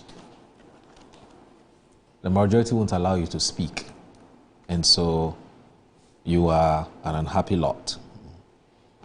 So that's where we are. The papers have reported it, most of the papers have reported about different angles to this particular matter. In fact, the latest is that the majority leader has called on the Speaker of Parliament to basically sanction Apenyo Makin for being contemptuous of Parliament. The Speaker himself has spoken. The Speaker says, well, I've heard everything that happened at the committee meeting, the vetting, and I'll not allow anybody to disrespect Parliament, and that if anybody disrespect Parliament, I'll come after that person. And that this time around, he's going to come with a gavel Not just even a hammer. Oh, it's a hammer, not a gavel. Okay, all right. So we'll read that as the Daily Guide has captured it, as the Herald has captured. This is three different, very interesting angles, and that of the Daily Statesman. I'll look at these angles when I return from this break. Please keep watching Good Morning Ghana. Don't go anywhere.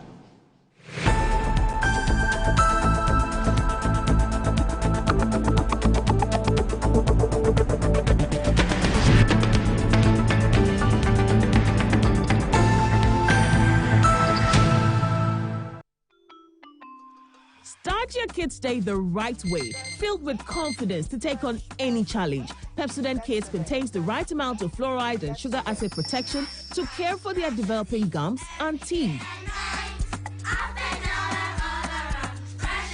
Grab either orange or strawberry so they brush with the sweet flavor they love morning and evening.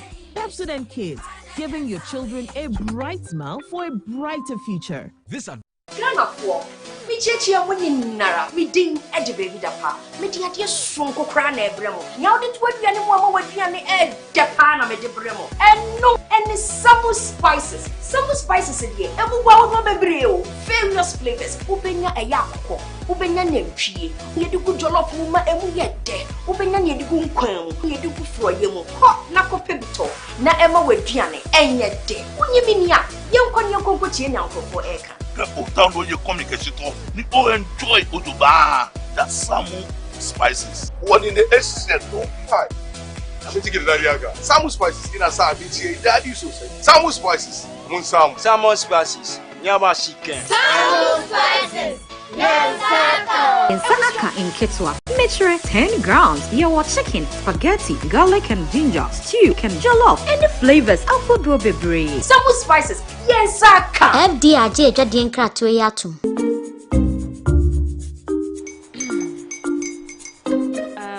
Kwame and his uncle are almost here. Wait a minute. This one too, your friend Kwame. Wait, Kwame. As in the same Kwame again? Yes, Mommy. I'm the second coming. Into all this tension just to reintroduce that broke boy from Kaswa. Why would you deceive the family like this again? Now I understand the whole delay. Trotro from Kaswa. Why wouldn't he be late? Obey you later. Of course.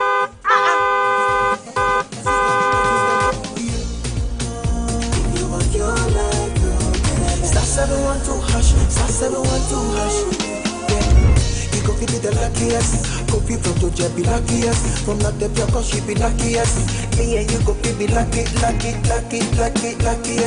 No matter why you're luckiest. Everybody go be the luckiest. That's Kwame. Senya God the apple boom.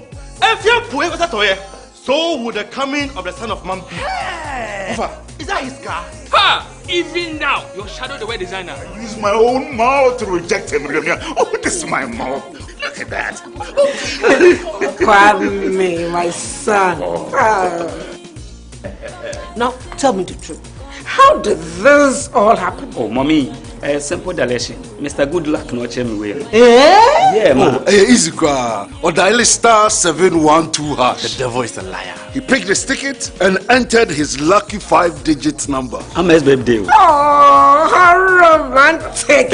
And he followed the prompt. Yes. And then boom. Confirmation test. I'm quick. Pick 5 numbers for me, okay? I'm feeling like 7.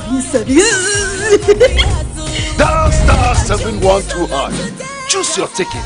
Enter your lucky number. Follow the prompt and let destiny handle the You see how they love you now? Yo, baby, our family Pemasimono. Before December, may release a motivational album. Patapa, my super.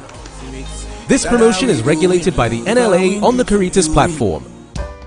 In my line of work, a confident smile is everything. Kel Chaco toothpaste keeps me on top of my game and ensures my smile is always radiant and bright. With the tiring nature of my job, we spend several hours under the scorching sun. To keep our teeth white and our breath fresh all the time, we use none other than Kel Chaco toothpaste. Kel Chaco toothpaste. You're on a Kessie and in a kit one. Samayo Kendini, a who be here, Semetra Sapapadia to a mammy manful. Kel Chaco's natural ingredients, and a bomb is several buying, a man is swing, Nesansu Mama Hotoso, a bedroom. Kel Charcoal Toothpaste. Choose Kel Charcoal Toothpaste for anti-cavity, whiter teeth, and fresher breath all day. Available in 80 gram and 150 gram. Grab yours today. Kel, happy smile. This advert is FDA approved. Ghana's biggest real estate event is back, and it's even better. Looking for your dream home? Want to invest in land or explore real estate opportunities? Then don't miss the 8th edition of the Mikasa Home and Property Fair. Meet and connect with Ghana's leading real estate developers, mortgage providers, home improvement experts, and more, all under one roof. You'll also get access to free seminars and expert-led info sessions covering everything you need to know about buying, financing, and owning property in Ghana. Date 5th and 6th December 2025. Venue the Icon Event Center, East Legon, a minute drive from the East Legon Tunnel. Time 9 a.m. to 7 p.m. each day. Attendance is absolutely free.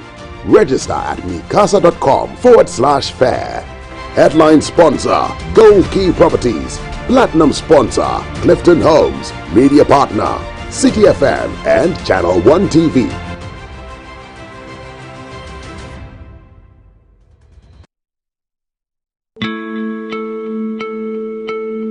West Africa's soil yields global treasures. Cocoa, cashew, shea, and cotton. They power industries across the world. Yet for our region, the greatest value still slips away, exported raw, taking with it jobs, industries, and the promise of shared prosperity. The real question is no longer what we produce, but who captures the final reward. True prosperity lies in the value we add right here at home. That's why the 4th edition of the EBIT President's Roundtable will gather the architects of Africa's prosperity and Africa's transformation to answer one defining question: how do we finance the journey from the farm to the port? Join Dr. George Ejikum Donkor and some leading experts as EBIT leads a high-level dialogue to unlock financing, empower local industries, and turn West Africa's raw potential into industrial power. Be part of the conversation redefining our economic future, live on Metro TV, DSTV Channel 277, and EBIT platforms on November 24, 2025 at 11 a.m. EBIT President's Roundtable 2025, from the farm to the port, financing the value chains of West Africa's cash crops. My name is Anita Erskine, and it will be an honor to host you.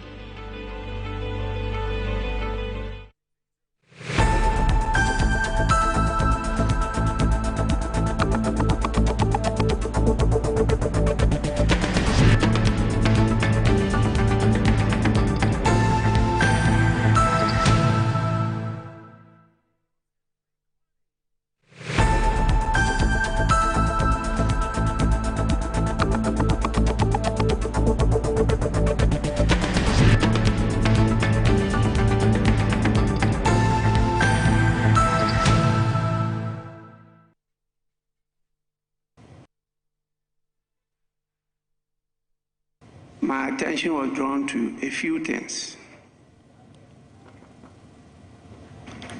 And I've come to deliver an apology on behalf of the Parliament of the Republic of Ghana to their lordships and ladyships, the members of the judiciary who were present during the proceedings of the Appointments Committee held for the vetting of the nominee for the office of Chief Justice. Honorable members, this, as I mentioned, was brought to my attention, and they referred to certain comments and conduct of some honorable members during the said proceedings, which may have appeared discourteous or disrespectful to the distinguished members of the judiciary in attendance. Such conduct though not representative of the collective will of Parliament, is regrettable and inconsistent with the decorum expected of members under the standing orders of the Parliament of Ghana. Honorable members, the standing orders enjoins members to maintain order and decorum in the House and in committee, and to refrain from the use of offensive, insulting, or unbecoming language. In particular, Order 123, Rule 3, cautions members against imputing improper motives. As Speaker, I wish to reaffirm Parliament's unwavering respect for the judiciary as a co-equal arm of government under Article 125, Clause 1 of the 1992 Constitution, which vests the judiciary power of Ghana in the judiciary. Mr. Speaker, the Honorable Afenyo Markin Alexander Kwamina was at that session of the ECOWAS Parliament, attended that session of the ECOWAS Parliament in clear defiance of a resolution of this Parliament. In clear defiance of a resolution of this Parliament. That is why, Mr. Speaker, I have cited the provisions of Order 31-0, which says that any act or omission which affronts the dignity or authority of Parliament, Mr. Speaker, and let me emphasize, authority of Parliament, any act that affronts the authority of the Parliament of Ghana or produces any such effect constitutes contempt of Parliament and a breach of parliamentary privilege. Mr. Speaker, by defying this Parliament resolution, removing him from the delegation to the ECOWAS Parliament, and actually going to Port Harcourt and attending the session, Mr. Speaker, he has clearly affronted the dignity and engaged in an act that constitutes an affront to the authority of this Parliament. And it is time that the Honorable Afenyo Markin be put in his proper place. Mr. Speaker, I therefore rise pursuant to the relevant orders to make a complaint of contempt of Parliament and a breach of parliamentary privilege, and to urge you, pursuant to the appropriate orders, to refer the Honorable Afenyo Markin Alexander Kwamina to the Privileges Committee for him to be processed. And if indeed the committee comes to a conclusion that my contention that he indeed went and attended the session in clear defiance of our resolution, and that that act constitutes an affront to the authority of this House, that the appropriate sanctions be executed in relation to the Honorable Alexander Kwamina Afenyo Markin. The nature of the contempt the majority leader seek to make, but the approach and the way he's coming before you, Mr. Speaker, is wrong. Mr. Speaker, if you read Order 67 as the majority leader quoted, even the heading is Order of Business. Mr. Speaker, and 67.1, like he said, the business of a sitting as presented by the business committee and adopted by the House shall be set out in an order paper and transacted in the following manner. Mr. Speaker, we have an order paper today. And this order paper, nothing is captured on this order paper as in you, where he will now make an application before you to vary, to make such statement. And also, Mr. Speaker, he presented the business statement to us on Friday. There was never any indication that such matter will rise. So if the matter just suddenly arisen, then he should look for the proper order to appear before you for you to grant him leave. But Mr. Speaker, I strongly make the point that the order that he quoted to seek for your leave is wrong. There is nothing captured on today's order paper that talks about contempt issue where you have to vary or you have to look at the order now. It is not captured on our order paper. So the proper standing order, the majority leader should look for it and then appear before you properly. If it is a matter that has suddenly arisen that he wants to appear before you, there are ways that he can do it. If we come under order 93.1, when we get to time of statement, where you want to make a matter of urgent public importance, which constitutes the conduct of a member that you think that must appear before the privileges committee, then you do so. But on our other paper today, there is nothing there for you to vary and jump to you. Nothing is captured. So for that matter, Mr. Speaker, he's not properly before you, and I think that the majority leader should be ruled out and the right thing should be done.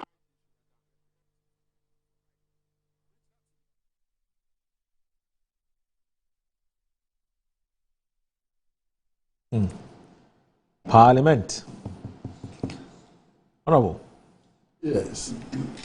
So, why did you decide to, first of all, reject Paul Bafo-Bonny, and also decided that you wouldn't want to be a part of the vetting? Thank you very much, Moro.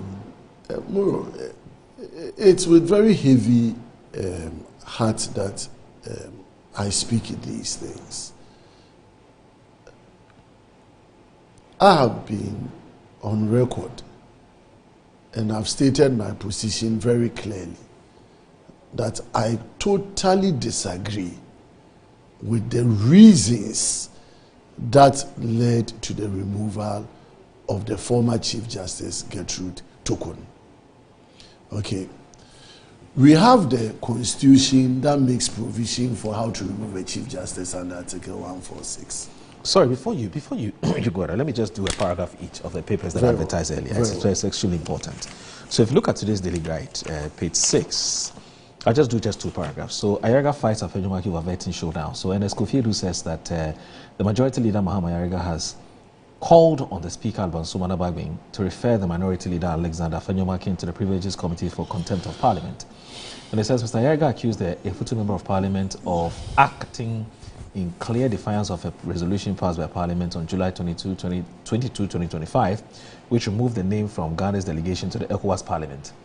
Now, despite the resolution, Mr. Afenyo-Markin reportedly attended and participated in the ECOWAS parliamentary session held in Port Harcourt, Nigeria, from September 25 to 28, 2025. So that's what it's a different issue. It's not directly related to the Paul Bafo-Bonny's thing. Now, Bagbin apologized to the judiciary over vetting misconduct. Same NSA do.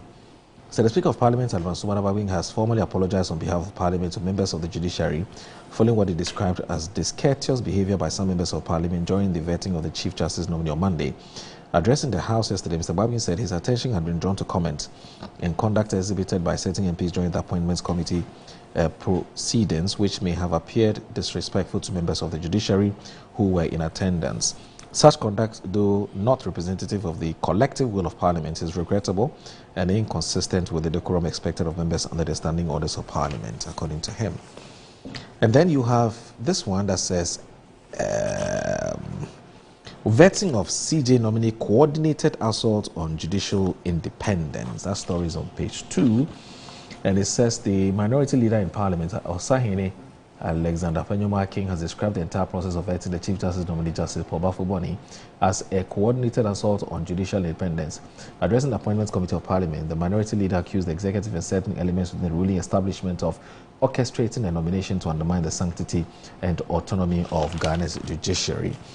Now, interestingly, I don't know whether he's still your director of legal.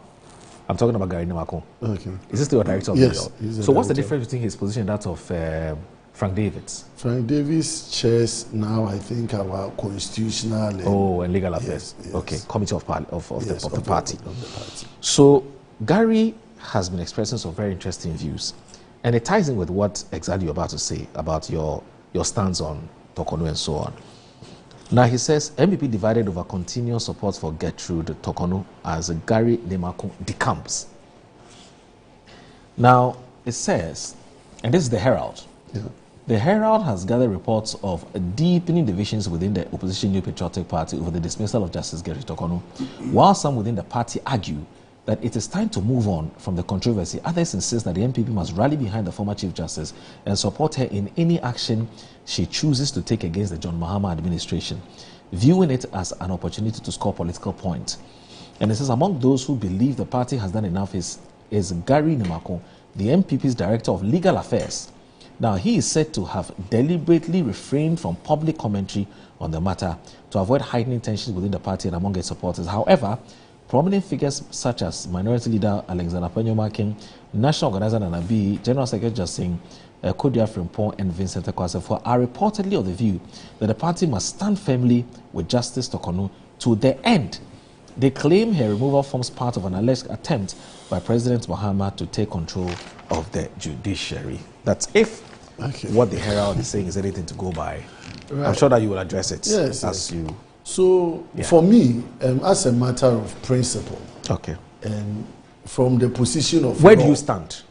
Are you in support of this to the end? As where the end means what? Means that till Justice Tokonu. Let me make my submission. You get to that's fine. You get that's to. So I'm saying that from a pure legal point of view and my understanding of the Constitution, the basis for removing the Chief Justice of the Republic of Ghana was weak, was lame, and does not accord to me enough grounds or common sense to remove a Chief Justice. I'm not going to litigate the matter, but in terms of the report that came from the Puaman Committee and the reasons it gave, even when it had not completed the other legs of the petitions that were before the committee, it comes to one conclusion, that there had been an orchestration, an intentionality to remove the Chief Justice Gertrude Tokonu for whatever reason best known to government led by the presidency. Now, to do that, the presidency would definitely make sure that it follows the constitutional provisions. And so if the Attorney General or members of the NDC speak, they always tell you that the president followed due process, which I have no basis to challenge, because the provisions of the Constitution, we've been here to debate the lacuna that exists in the Constitution, prima facie establishment, and all of those things. So we are not going to relitigate. So the president followed due process up to nominating Paul Bafuboni to appear before the House. Now, that is an exercise of executive function. And the executive has tabled it to Parliament for consideration in line with the same constitutional provision. Now, when a referral comes to Parliament and Parliament is seized with that document and Speaker brings it up for consideration, it is for us as people's representative to debate it or to express our views whether we agree or disagree. That is the beauty of Parliament. And I always say, Parliament is a debating chamber. It is the only house that accommodates 276 members elected by the good people of Ghana. And so where I come from, if I'm representing a constituency, and I have a strong feeling against something, I should be allowed to air my views without fear or favor. And so the conversation around the referral and the motion that the minority signed by some members of the minority to the speaker to hold on the vetting of Paul Bafuboni, we gave reasons. And our reasons, as again not to relitigate, has been to the extent that the matters are before various courts, ECOWAS Court, Supreme Court, and High Court. So why not hold on for the courts to make their determinations before finally completing the vetting process or completing the process for him to be sworn in? After all, you mentioned that he's been in this acting position for 205 days. And so there is no vacuum.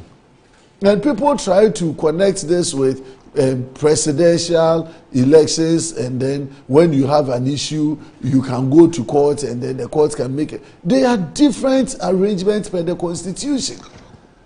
The way in which when you have an issue with an elections is different from when you have an issue with vetting of chief justices. And so we shouldn't crisscross and mix them up. The Constitution is clear. If you are petitioning against an election result, declarations are made, you follow the provisions, and there you go. And so from the minority point of view, we have always been firm to the point that we disagree with the removal.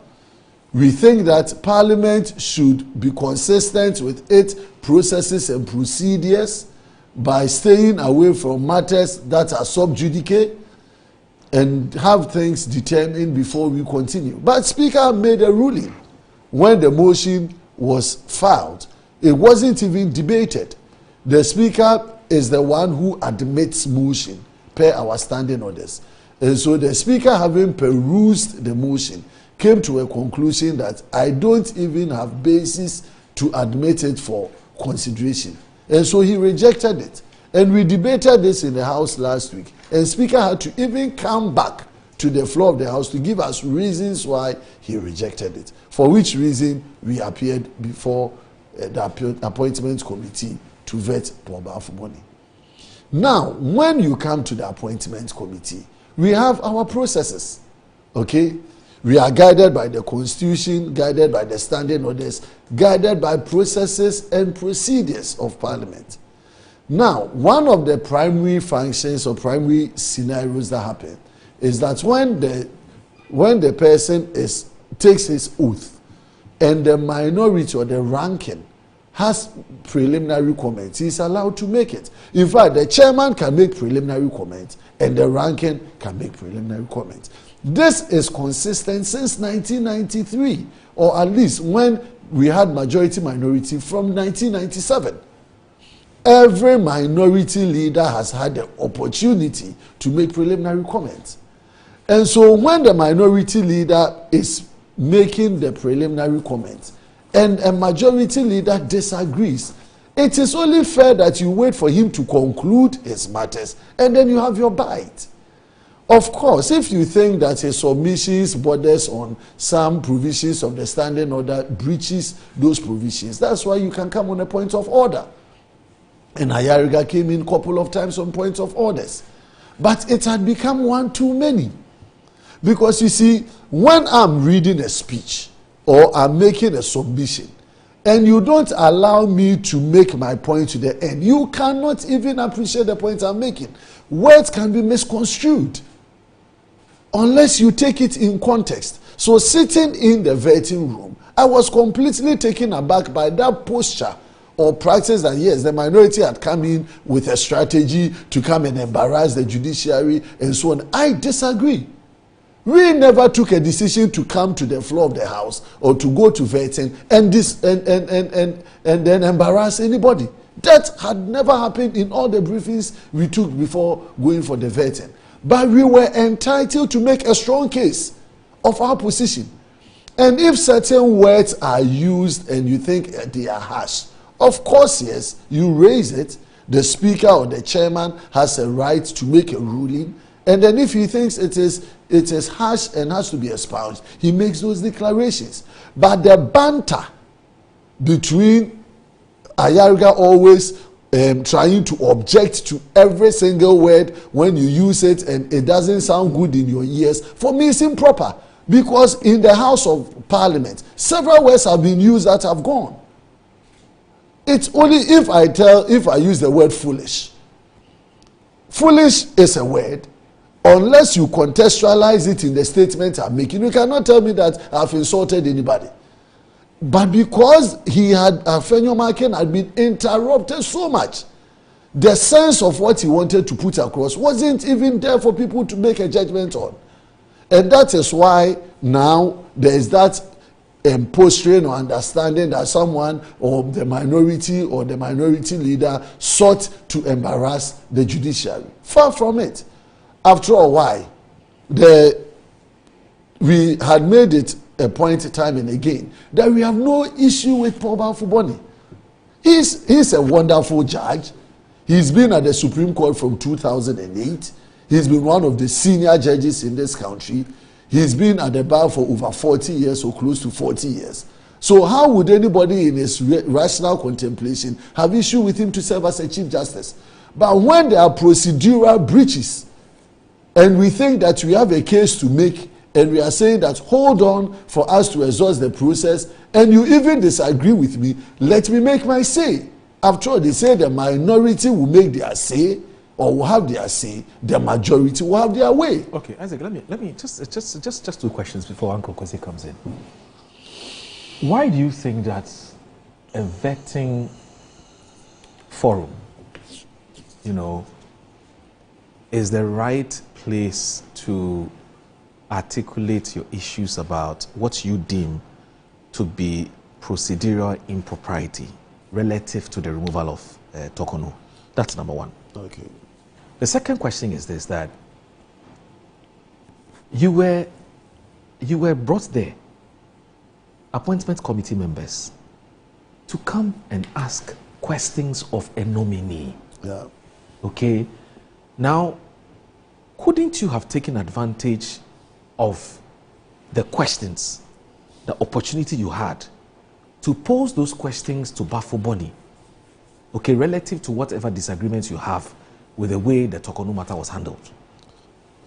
Okay? Yeah. Okay. So that's my second question. Okay. Because you lost that opportunity. Yeah. Because you didn't even participate in Yes. it. Okay. The third one is this, that Tokono is not the one who's going to be vetted. Mm-hmm.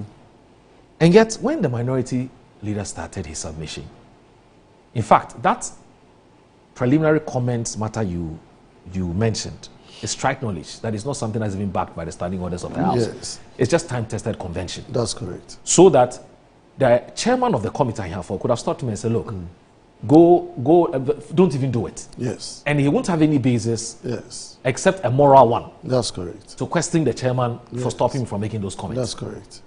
So my point is that this is a matter which has been litigated in Parliament for a very long time. In fact, just a day or two before the sitting of the Appointments Committee, you brought it up. Mm-hmm.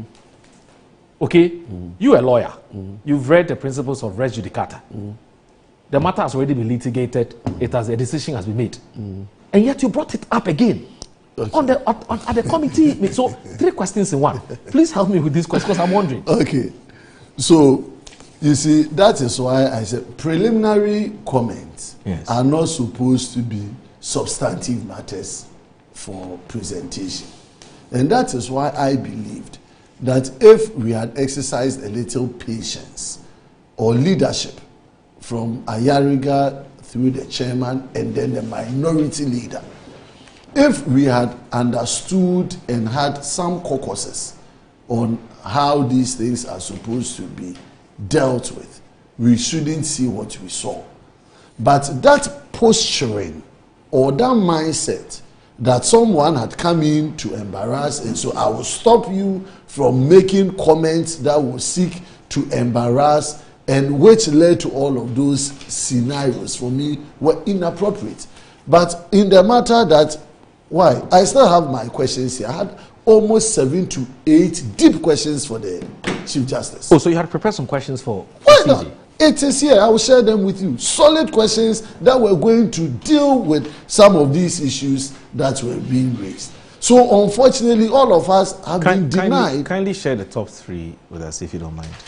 The questions that you had for the CJ. Your top 3. Yes.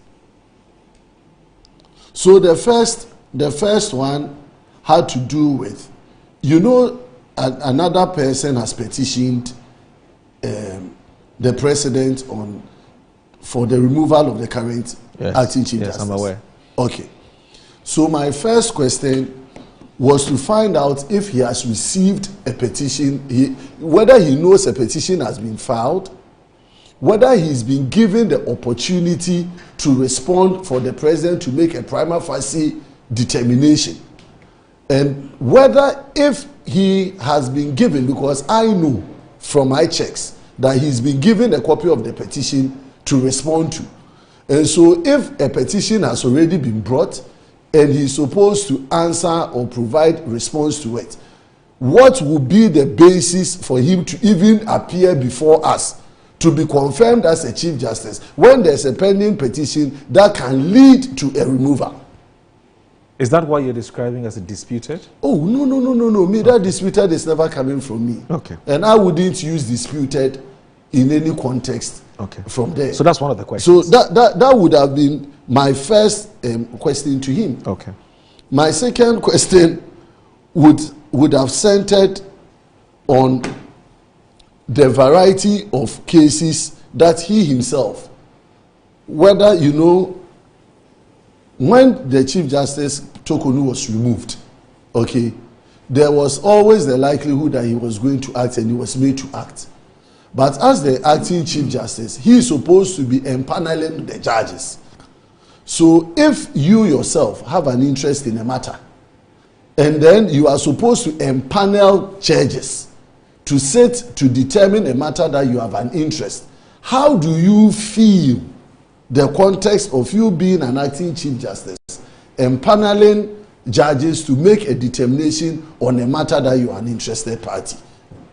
You understand? And these are all critical legal matters that would guide our jurisprudence. Because for me, if I were the president and I had an intention to make him the Chief Justice, I wouldn't even put him in the situation of that conflict.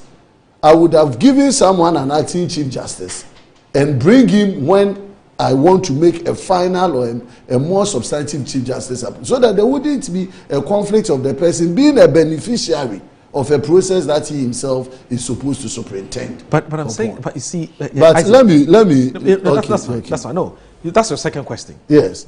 Now, relative to that same question you've just, the same issue you just mentioned, how is it the fault of Bafo-Boni, that as the chief administrator of the judiciary, he empanels people to look into an issue? If today a matter has been brought before the court and those issues are about Bafo-Boni, your contention is that Bafo-Boni should recuse himself from empaneling the bench to look into the matter because he has to do with him. That's correct. Has that been the practice? Exactly the point. So that is why I'm saying that, you see, we are trying to make our constitution and our laws perform better. When the laws were being made, when the constitution was being made, it couldn't contemplate some of the matters we are raising today. But if someone knows that if you are empaneling me on a matter that tomorrow you become my boss, do you think I will have the freedom of thought if I have an option to disagree with you to do that? Fair point. Exactly. Fair point. So, but I'm saying that until and unless.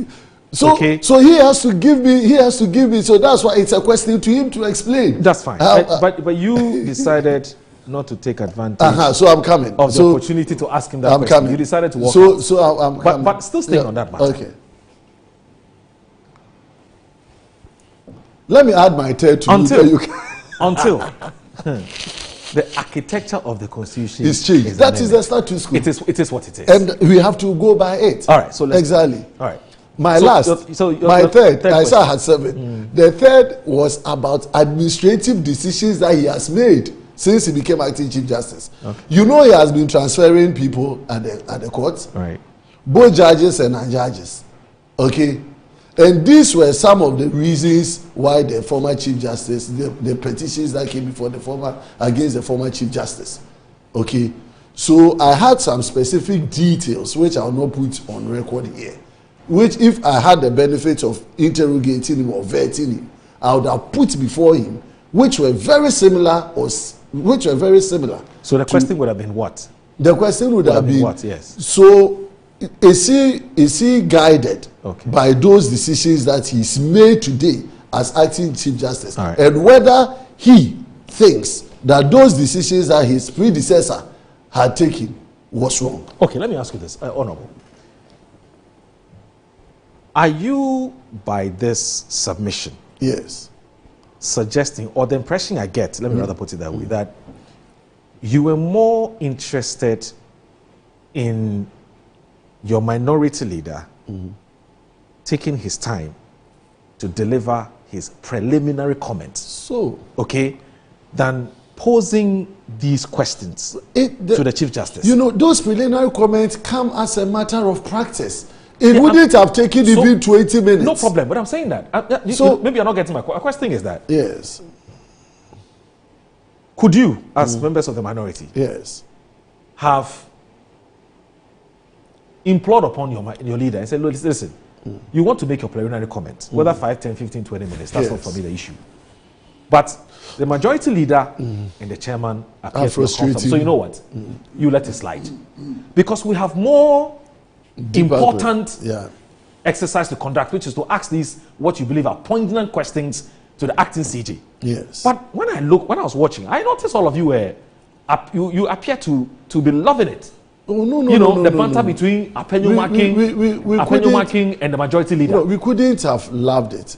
No, but all of you are full of smiles. But you realize that, to ask. Yeah, you realize that when your leader is on the floor making his point, the best you can do if you have a view or you want to even make a comment or an advice is either to send a message or to go speak into the ears and so on and so forth. And we have various ways that we communicate. There are various ways we communicate to our leaders if we have a concern or you have a comment. But my worry was the unnecessary attempt by the majority to gag.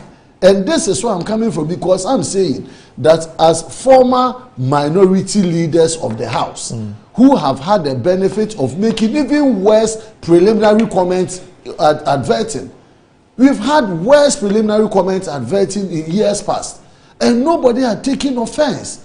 Because whether you like it or not, we all know that after you've made those preliminary comments, the eating is in the pudding. Okay, but when you engage and you try to frustrate and make comments, who do you think you are? These are unparliamentary. Okay, so my final question before Uncle C comes in. And comment about who do you think you are? Who is Afenyo Makin? You can make those denigrating comments against the leader of the minority. It is not fair. I can't sit here and ask Mahama Yariga. Who is Mahama Yariga? Isaac, I heard Mahama Yariga. Oh, I heard him too. He said were you happy? No, were you happy with his choice of words?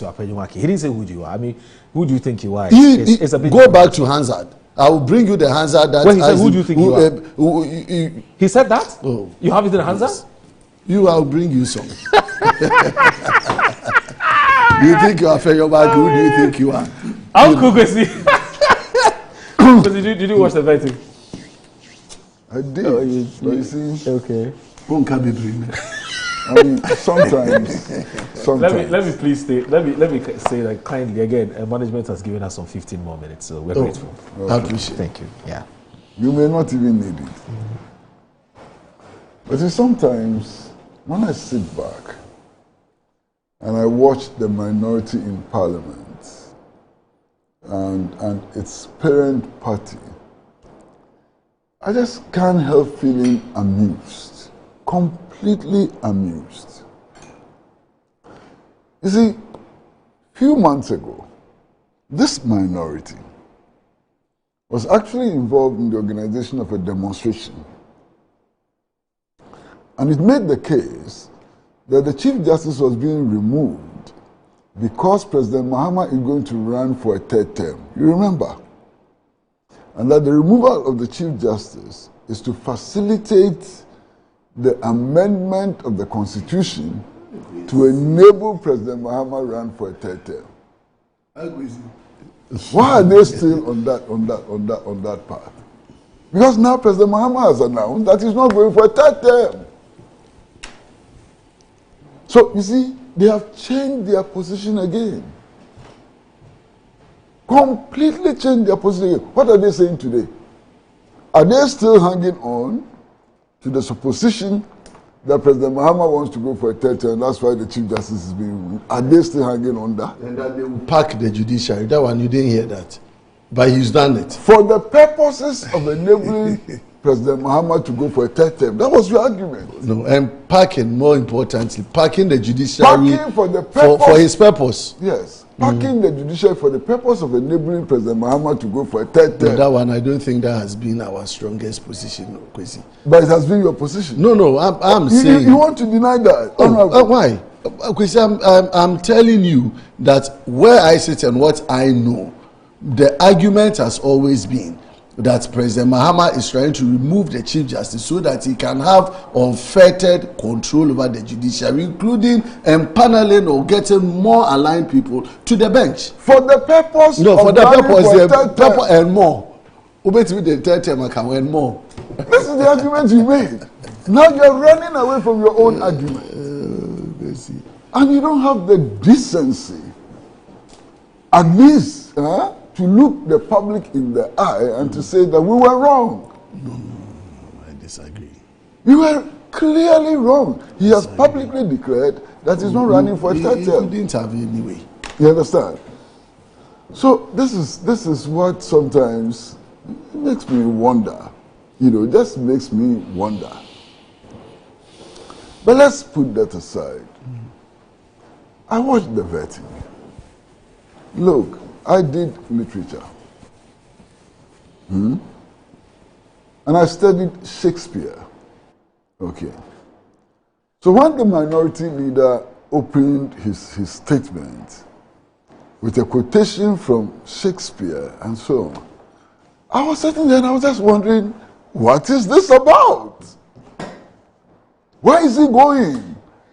What point is he trying to make with this quotation? Now, I studied Shakespeare. Today, I still read Shakespeare. But I couldn't make head or tail from what he was doing with the Shakespearean quotation. Look at the population of Ghana. How many of us are completely illiterate? How many of us have the capacity even to understand Shakespeare? Me, I've read Shakespeare, I didn't see the relevance. Useless talk. No, please, that's too harsh. Oh, that's his opinion. Let me allow him. I said it's Please allow him. No, I said it's harsh. It's harsh. Look, when minority leaders, majority leaders, members of parliament debate in parliament, I have no doubt that you expect your constituents to understand what you are saying. Am I lying? Not all. Some may understand at some point. So you speak in language in parliament. No, you speak that they will understand. That we will not understand. No, not that. I say some of them, at times, some may understand, others will not. But we try as much as possible to speak to their understanding. Do you, in fairness? Yes. I speak to their understanding. Fantastic. Yes. Do you, in fairness, in all sincerity, believe that Shakespearean quotation was understood by even 10% of the Ghanaian population? No, but maybe that was what was going to ginger the... So why are you saying that I'm being harsh when I say that it is useless? But it may be useful to a percentage. I'm saying that as a parliamentary speech, which is meant for our understanding, it was useless. Nobody understood what you were saying. Did you understand what you were trying to say? You forget your constituents. But you know we all read Shakespeare, so did you understand? I was waiting for him to finish his preliminary, then I can connect. Did you understand what you were saying? If you understood, you tell us what you meant. I'm saying, but I didn't let him finish so that I can contextualize. No, the Shakespearean quotation was finished. But it was supposed to lead to maybe an end. So you tell us what he meant by that Shakespearean. But he didn't get us to the end. I mean, completely useless. And when I say useless, I'm not being insulting. I mean, I couldn't understand it. I didn't know where it was taking us. What point he was trying to make. Maybe if the intention was to show that he's a learned man and he reads Shakespeare, fine. But in terms of the substance of the matter before the appointments committee, what did that mean? Obviously. Yes, sir. First, as a young, his kinsman and his subject, strong both against the deed. That's the quote. You understand it? I don't. Eh? I don't. You don't? I don't understand. So what am I saying which is wrong? Did you understand? Shakespeare's Macbeth, Act 1, Scene 7. That's what he got the quote. So did you understand it?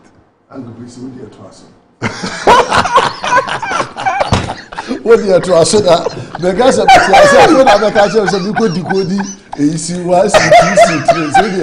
let me leave it at where I understand it and let's move on.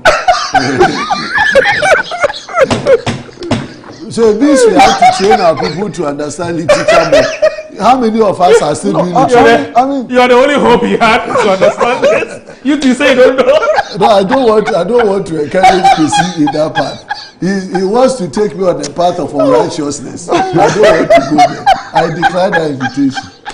And once you went I said he doesn't understand. You two say you don't understand. I didn't say I don't understand. I said, so who is he going to seek interpretation from? My goodness. Because Alfredo Bank is not reachable. Why do you worry us like that? You mean we have to go and read more literature? Why do you punish us like this? We have elected you to go and serve our interests. Now, even the language you speak is Greek to us. What is this? But let's put that one to aside. Maza, let's put that one to aside. When the minority leader refers to Justice Bafo Boni as a disputed nominee, what does that mean? And then you manage to turn around and say, oh, it was not an attack on Justice Bafo Boni, it was an attack on the process. You say that he, sitting before your committee, is a disputed nominee. How is he a disputed nominee? And it doesn't end there. You go on to say that, oh, he has a fine record and so on, but his presence there will destroy all of that record. And you go on to describe how you think history will remember him and so on. Bad speech.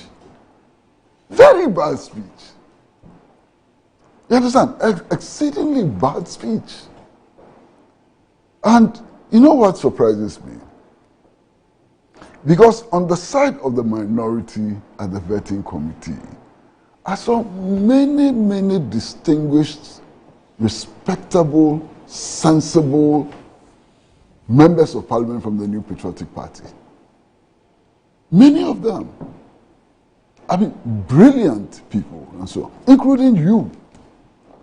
And I was wondering, did you actually go into caucus and vet this speech, and all of you approved this speech, including Arnold Domprey and so on, all of you approved this speech? Surprising, meaningless speech. Did you approve it? So I'm wondering, maybe Osahini alone decided to write this speech and to deliver it. But if that is the case, if he was not speaking on your behalf, why did you all walk out with him and so on? You know, it just baffles me. I'm completely baffled. I don't understand what happened on that day. But you see, let's come to what appears to be the substance. And I'm saying that it appears to be the substance. Okay. Which is that Justice Bafo Boni is being nominated at a time when the processes for the removal of the Chief Justice have not been completed.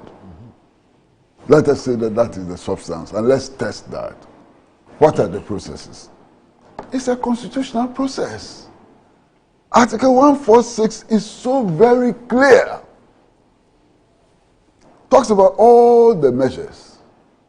It ends up with the decision of the committee established by the president and the issue of a warrant. Finish. There's no appellate process spelled out in the Constitution. Article 146 is very clear. You understand? So, what is the merit of this hula balloon? So just a little one for guidance. So, of course, Article 146 is exhaustive up to the point of removal and appointing of the Chief Justice. Yes. But this Constitution is read in entirety. Yes. There are other provisions that guarantees the rights of citizens and rights of appeal if you are dissatisfied with decisions made by any arm of government. And so that is the other aspect which constitutes her right to be heard on the removal, whether she believes it was fair or not. And that is the other part of the Constitution that she is exploring. And that should also be respected, because the Constitution gives this to the president, but also guarantees another right of an individual to be heard. Do you know something? I'm listening. This morning, I've taken the trouble to reread Article 146, all the provisions of Article 146 of the Constitution this morning. In addition to that, I've read all the provisions of Article 129 to 135 of the Constitution. So I'm not talking in jest. I know, but I only also had to draw attention to, because if her right is completely established, sorry, I don't. Okay, I don't have a problem. Okay. Oh, Master, talk. No, Master, I'm just uncomfortable. Please don't be uncomfortable. I give you the chance to you finish. I'll try and note that. Master, say whatever you want to say. I don't have a problem. Oh no. You finish. You have to come in, please. Master, that's okay. You are not sitting on this fight. As persons engaged in a boxing match. Not at all. We are sitting here to discuss. That is so. I don't know everything. You may know something which would even help me advance the argument I'm making. So if you want to make an intervention, go ahead and make it. I will listen to you. You finish. Master, I see. I just don't want to interrupt again. So you finish. You are not interrupting. Go ahead. No. If it would help with it, why not? I don't have a problem. We want to arrive at... There's something you want to chip in. Because quite clearly you wanted to say something. Master, at the end of the day, this conversation should help all of us, those of us here, and those who are watching and listening to us, make up their mind as to whether what is happening is proper or improper. True. Whether it serves the national interest or not. And that should be the concern of those of us who are sitting around this table. Of course. It's not about me having one over you or you having one over me. No. So if you have a point to make it. Maybe it's a valid point. I'm okay. All right. Maybe it's a valid point. Okay, so please go ahead. So I can go ahead. Yes, okay, Master, no problem. So, for me, the issue is that no law, from my reading of the Constitution, has been breached. But I'm not the one, I'm not the final arbiter. The final arbiter is the courts. And the Constitution says so. The former Chief Justice has gone to court. But you see, there's nothing in that process that she has chosen which serves as a restraining order on the president exercising his power to appoint a new Chief Justice. That's my understanding. But even given the assumption that the president is acting ultra virus, as you say, even given that assumption, what is the remedy? Is the remedy a walkout from the appointments committee? That is still a matter which has to be referred to the judiciary for determination. Why? Only a few months ago, anytime you had a disagreement with the NPP, what was the refrain? Go to court. I lie? If I lie, tell me. Anytime you had a disagreement with the NPP, the refrain was that go to court. Now the NPP doesn't want to go to court. Now the NPP doesn't want to go to court. What has changed? Because if you think that the president is acting beyond his powers and so on, the thing to do is to go to court. You are not going to court. What is happening? And for me, one of the most worrying developments in this vetting exercise is simply the fact that most of the Supreme Court judges and other judges were there. Why would they come to the vetting? I don't know.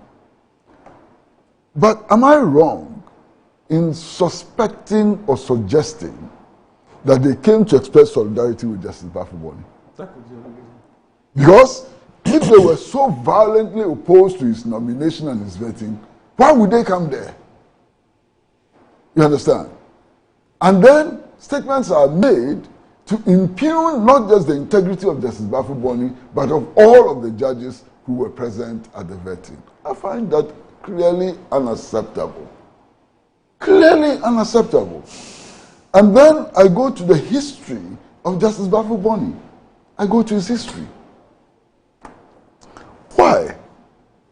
This was a man who started his career, somewhere in the prison service.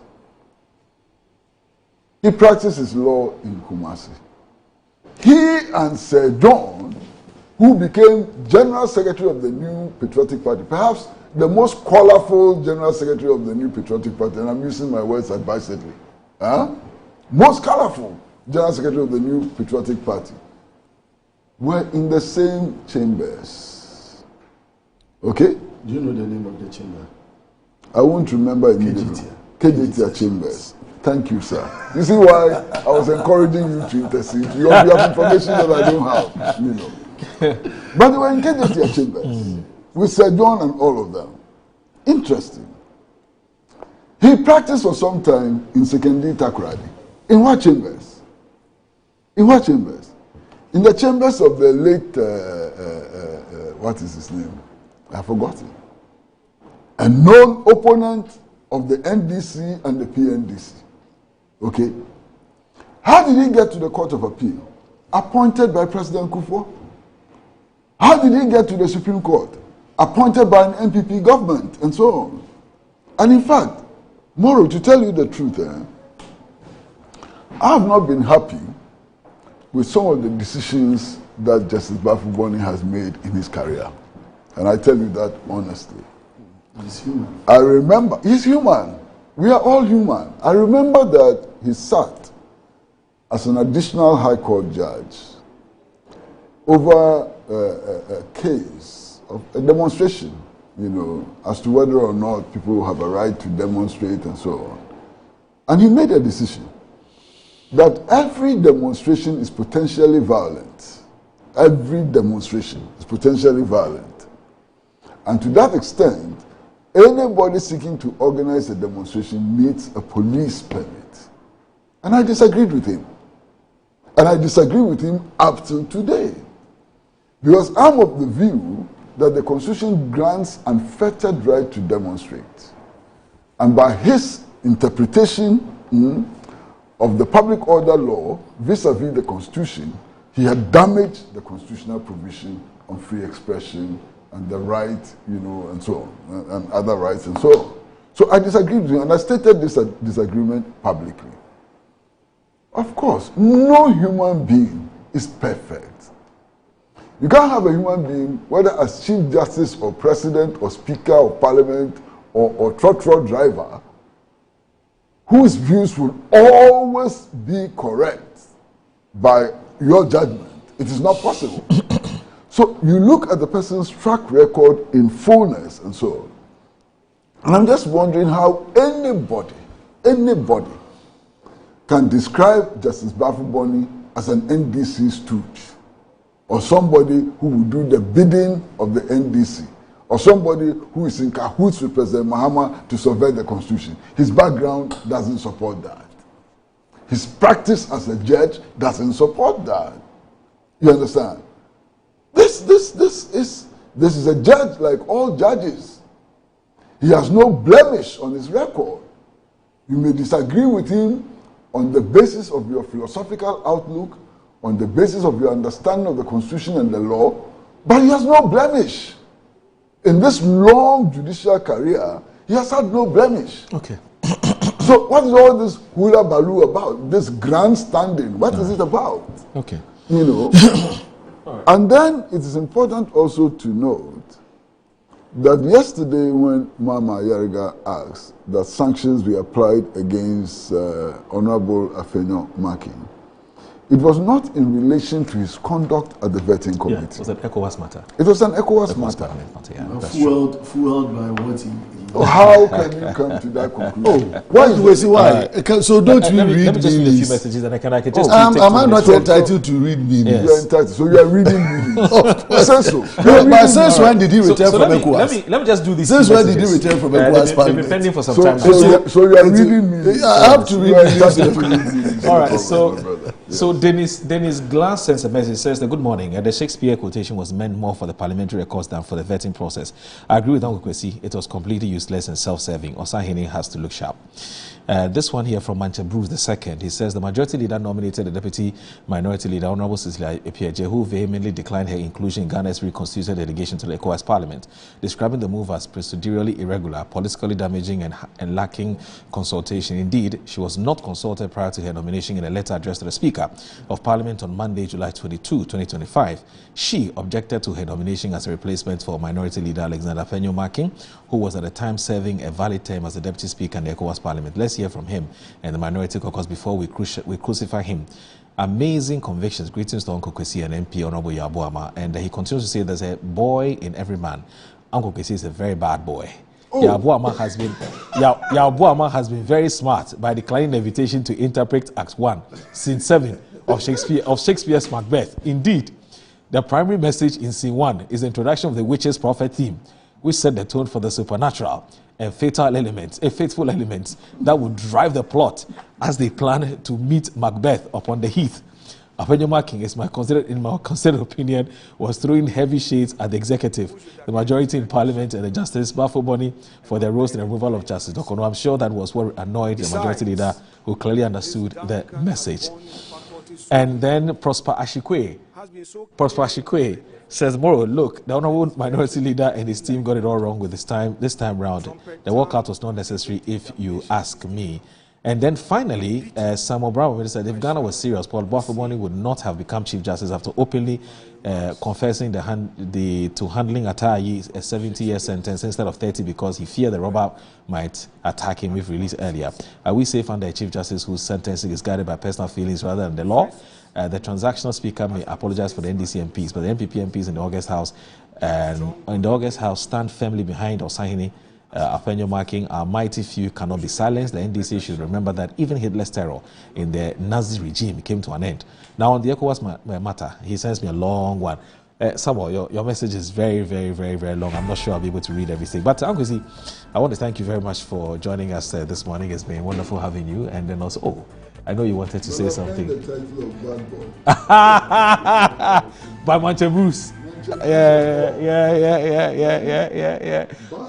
Mancha Bruce, Charlie the Bad Boy, how? Where from the Manchester this bad boy? Oh, Reverend Joe Slatte, I've seen your message. It's very long. I'm not sure I'll be able to read it. But anyway, thanks.